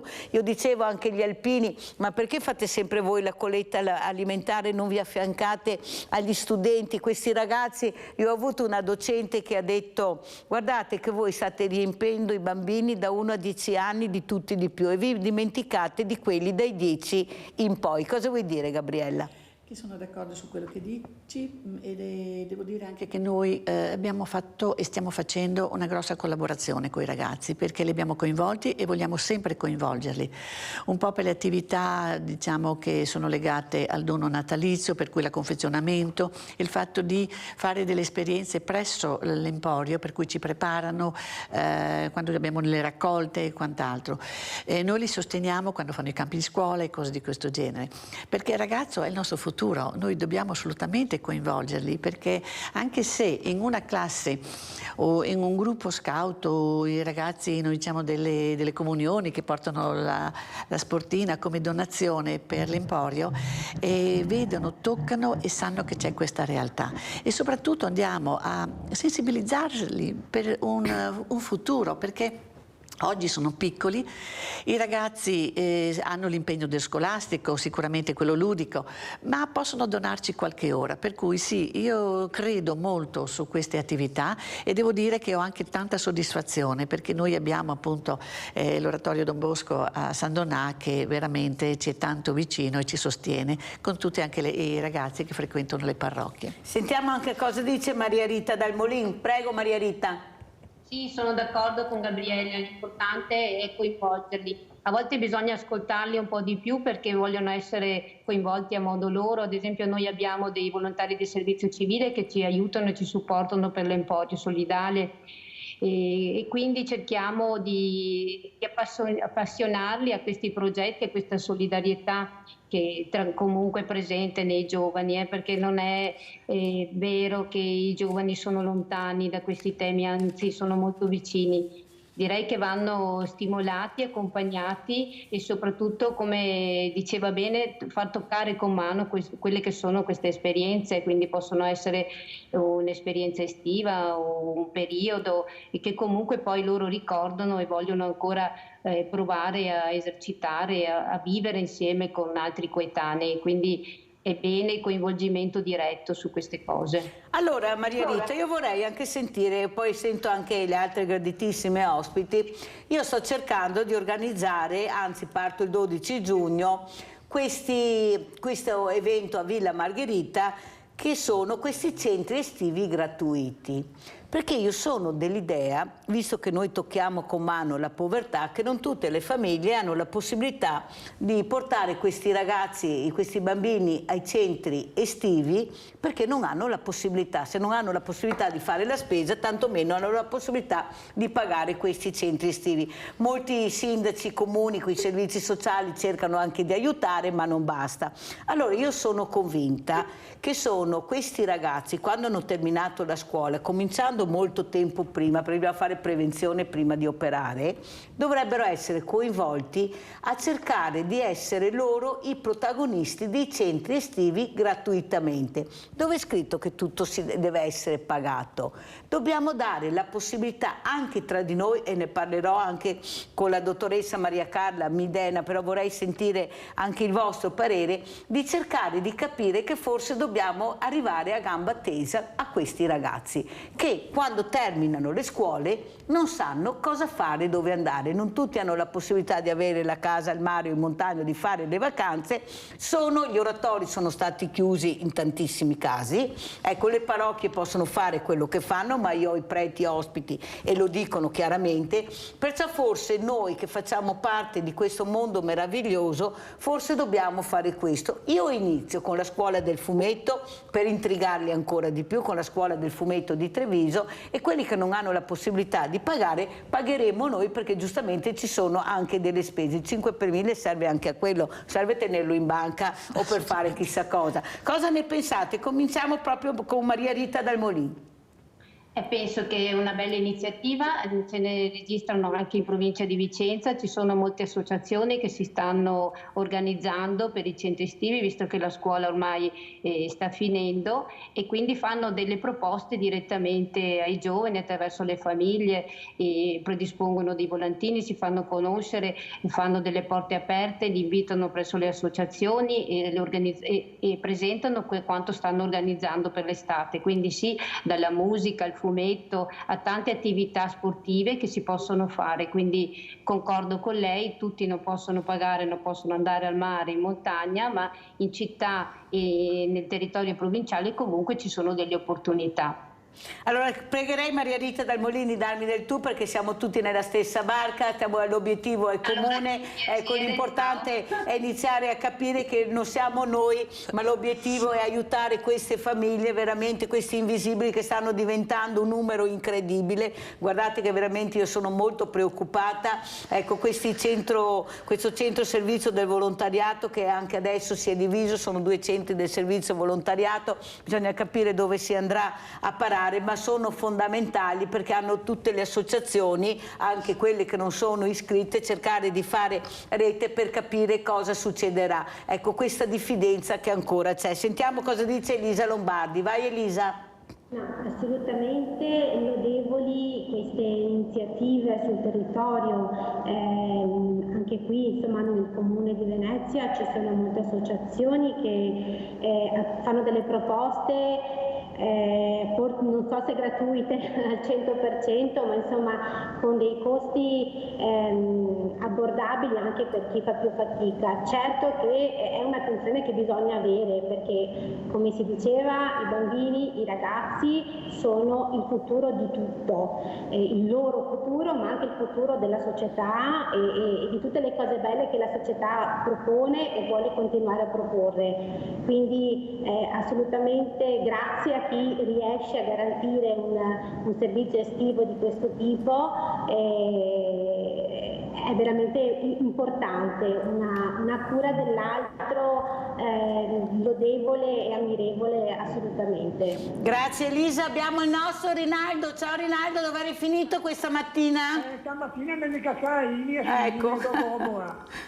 Ciao Mirella e buongiorno ai tuoi ospiti. Volevo dire che servo sempre finta ora qua, sempre. Comunque, volevo dire, una volta che erano poveri, i comuni ne mandavano in spiaggia, ne mandavano in montagna o coi preti, tutti quelli che non avevano niente, compagno di lui, ne mandava. Neanche da Puteria a Venezia nel 1950 andavamo a Santa Maria del Mar, Palestrina di fronte, con il nostro bel sacchetto in bianco, qua roba dentro, e se ne portava a casa, per 10 giorni, 15 a seconda. Adesso che c'è l'opulenza, che si scheda dappertutto, tutto sto PNR, tutti questi schedi che girano in miliardi, che mi bisogna che a me esisti, va bene. Noi è buono fare qualcosa, fare poi la gente, fare andare in montagna, magari mi fa pagare una piccola cifra e dopo il comune o l'istituzione mette, perché anche questi fiori che qua, da diritto di andare in montagna, a fare un po' di aria, o andare in campagna a vedere le bestie e robe, che non vede più, secondo il mio punto di vista, noi siamo nella povertà, che calcolava una malattia e non ti viene vicino nessuno, se non sei persone come di te e come tante persone di te che fa del bene per la povera gente. E la politica, no? Quella povera gente, noi abbiamo 26 mesi, i politici grossi, come Salvini, hanno fatto bene, dopo che aveva tagliato un altro, per tutto lui, hanno fatto il ponte in Sicilia, sul stretto di Messina, che non lo vuole neanche a lui, perché non ha niente dentro. Ma aiutai la povera gente, va bene Mirella, la sanità grana, va la cosa che si deve fare. No, tutti assieme siamo una grande squadra, te lo dico sempre Rinaldo, siamo in tanti, non c'è solo la Mirella perché la vedete di più. È grande Mirella, se ti nasci in politica, ci appareci milioni di euro. Sì, mi brucia prima, ancora prima che parta. Grazie al nostro Rinaldo da Venezia, grazie Rinaldo. Allora sentirei anche Gabriella cosa ne pensi. Io sono convinta, Gabriella, che se ci mettiamo tutte quante assieme riusciamo a creare anche una colonia. Ne parlerò con la dottoressa Maria Carla Midena, perché abbiamo la possibilità di farcela, perché siamo veramente in tanti e siamo anche dislocati nel territorio. Sono convinta che ce la faremo. Quello che dice Rinaldo è molto importante. Io ti devo dire, ti dirò e ti dico subito sì, perché credo in queste cose, l'unione fa sempre la forza. Se siamo riusciti nel giro di poco tempo, perché alla fin fine sono pochi anni e pensiamo anche di aver superato questa pandemia e di aver, diciamo così, portato avanti i nostri empori con tutte le difficoltà che ci possono essere state. Anzi, vediamo anche l'emporio appunto di Gabriella che ha mandato queste immagini, andiamo a vedere questo emporio solidale. Vediamo le immagini di Gabriella, Mauro. Eccolo qua, prego Gabriella, così lo commenti anche. Ecco qui noi diciamo siamo in uno spazio piuttosto piccolo ma sicuramente molto molto utile, riempito in maniera, io dico, come un uovo. Anzi speriamo di avere l'opportunità che la nostra amministrazione ci possa, diciamo così, assegnare uno spazio nuovo. Ecco, quello che è importante dire è che qui si trova davvero tutto. Perché? Perché come prima abbiamo detto l'alimentazione deve essere un'alimentazione sana per tutti, per cui non si può offrire solo dolci ma bensì proteine, perché i nostri utenti sono bambini, sono persone anziane e sono persone che devono lavorare, no? I giovani devono lavorare, per cui devono cercare di avere da noi tutto quello che è necessario per una buona quotidianità. Dopodiché l'Emporio si deve preoccupare di evitare lo spreco, per cui noi raccogliamo da una decina di supermercati quotidianamente tutto quello che loro ci possono donare. Naturalmente ci sono i finanziamenti della Regione e anche il sostegno di tutte quelle aziende che da noi per fortuna sono molto generose. Abbiamo un'azienda che ci ha adottato in questo periodo lo scaffale del pollo, il che vuol dire carne fresca, come si usa dire, quotidianamente.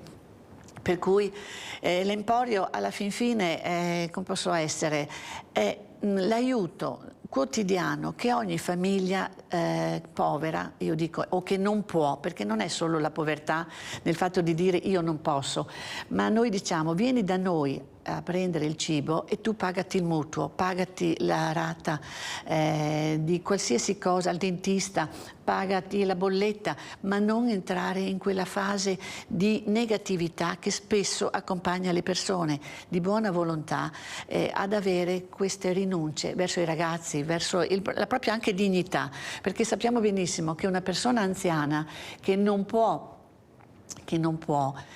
dopo una vita di lavoro, prendersi magari le medicine, è una follia. Certo. È una follia. Sentiamo anche Maria Rita dal Molin. Prego Maria Rita. Sì, Mirella, adesso ti dico. Sì. No, ma concordo con Gabriella, è importante, fondamentale tutto quello che stiamo dicendo rispetto a questa attività degli empori, alla rete, in pochi anni essere riusciti a portarla avanti, quindi un plauso certamente va alla dottoressa Maria Carla Midena e con lei anche all'assessore Emanuela Lanzarini, alla sanità e servizi sociali, che porta grazie a persone valide, tecnici come lo è la dottoressa Maria Carla Midena e il suo staff, possiamo portare avanti queste progettualità di anno in anno, perché poi in tutte queste cose serve la continuità, che è fondamentale. Senti Maria Rita Dal Molin, ma non sarebbe il caso che proprio il Centro Servizi del Volontariato cercasse proprio di fare rete, di unire le associazioni, perché questo è il vostro obiettivo? Io vedo che si stanno facendo dei tavoli con delle associazioni che fa quello. Il problema che abbiamo noi è conoscerci, è metterci assieme, dovete fare più tavoli di associazioni, non tavoli, per carità, con tutto il rispetto che posso avere, che vanno veramente a far capire l'importanza, non so, della malattia, dell'infermità mentale. Abbiamo già le associazioni, cerchiamo di unirci invece tra di noi e di conoscerci chi siamo e cosa possiamo fare assieme. È un ruolo che aspetta a voi, o sbaglio Maria Rita? No, ma guarda che noi, Mirella, le facciamo queste cose come Centro Servizi. Mi dispiace che a te non risulti, ma lo facciamo spesso e volentieri, anzi... Guarda, io li ho invitati non so quante volte a Villa Margherita e la risposta della Presidente è stata: sono da sola, non riesco a partecipare, non riesco a fare niente. Ma come da solo? Ho detto, se hai uno staff di 15-20 persone, da sola proprio non sei. C'è qualcosa che non riesco a capire, ma io dico quello che penso e che vedo. Non è che ho il bavaglio che non posso parlare di quello che non va, anzi dobbiamo parlare di quello che non va per migliorare, non per criticare, ma per migliorare, ci mancherebbe, non voglio mica fare una critica, però questo è il ruolo, intanto di conoscerci tra di noi, perché non ci conosciamo. Prego. Mirella, sfondi una porta aperta, perché noi abbiamo più di 1100, quasi 1200 organizzazioni di volontariato e associazioni di promozione sociale. Cerchiamo di fare eventi, cerchiamo di metterli insieme, cerchiamo di fare tanta formazione dove lì le associazioni si incontrano, si parlano, progettano insieme, si conoscono, e questo è quello che stiamo facendo. Poi il tavolo, se facciamo il tavolo sulla... A me a Treviso con essa proprio sfortunata, guarda, mi non so, a Treviso con essa proprio sfortunata, perché parlo con Gabriella, vado d'accordo, parlo con Elisa, vado d'accordo, poi a Treviso succede, l'ho invitata diverse volte, promesse, ma dopo alla fine non riesco a capire cosa succede. Però l'importanza è andare avanti Maria Rita, perché è quello l'obiettivo, aiutare quelli che hanno bisogno e non altro. Ecco, non me ne frega niente della visibilità. Ho la fortuna di avere sta villa del 700 meravigliosa, enorme, con 2 parchi bellissimi. Se non facciamo gli eventi non so dove dobbiamo farli. Avete sentito Gabriella per gli spazi, io ho la fortuna di averli, vabbè, non importa. Sentiamo anche cosa dice Elisa Lombardi. Sì, assolutamente, e io volevo anche ringraziarti perché oggi è la giornata mondiale della sicurezza alimentare. Brava. La presenza di noi Emporia oggi e la tua trasmissione ha una doppia valenza, insomma, sia per promuovere l'evento di sabato, anzi tripla, per promuovere il lavoro che facciamo noi nei nostri territori, ma anche appunto questo di rete sull'alimentazione. Come diceva anche Gabriella, gli empori non devono avere sugli scaffali tutto quello che si può trovare sul supermercato. C'è un obiettivo educativo anche nei confronti delle persone che accogliamo e con le quali cerchiamo di intraprendere anche dei percorsi appunto sulla sana alimentazione, su uno stile di vita equilibrato. Quindi oggi è la giornata giusta, ecco, per ritrovarci insieme noi 4 a questo punto, insieme ai tuoi telespettatori, e partire di nuovo con l'obiettivo di una rete di supporto reciproco, di condivisione e di partecipazione di noi tutti. Quindi grazie, ecco, abbiamo colto anche la giornata giusta, insomma. Ecco, hai fatto bene veramente a dirlo. Io ringrazio, vi facciamo vedere questa bellissima locandina, Festival degli Empori della Solidarietà del Veneto. Io ne parlerò tutta la settimana fino a sabato. Ecco, spero che arrivino anche altre associazioni, che parliamo appunto dell'obiettivo dello spreco alimentare, perché questo è l'obiettivo, fare meno spreco e soprattutto conoscerci e aiutarci. Grazie alle mie gentilissime ospiti, ringrazio Gabriella Mauro, San Vincenzo San Donà di Piave, Elisa Lombardi, Casa dell'Ospitalità di Mestre, Maria Rita Dal Molin, direttore Centro Servizi Volontariato di Vicenza. Grazie, la posta di Mirella. Grazie.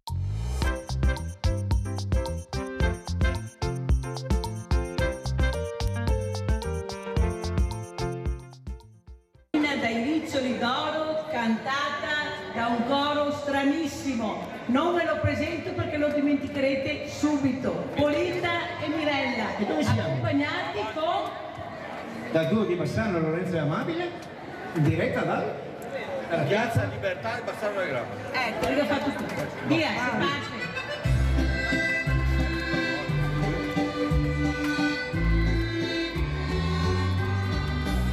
Scolpita in un tronco ti avete un bel pastorello, dall'altare di quella cappella le guarda la valle, poi qualcuno colori e pennello l'han dipitturata, ora è il simbolo di ogni viandante che passa di là.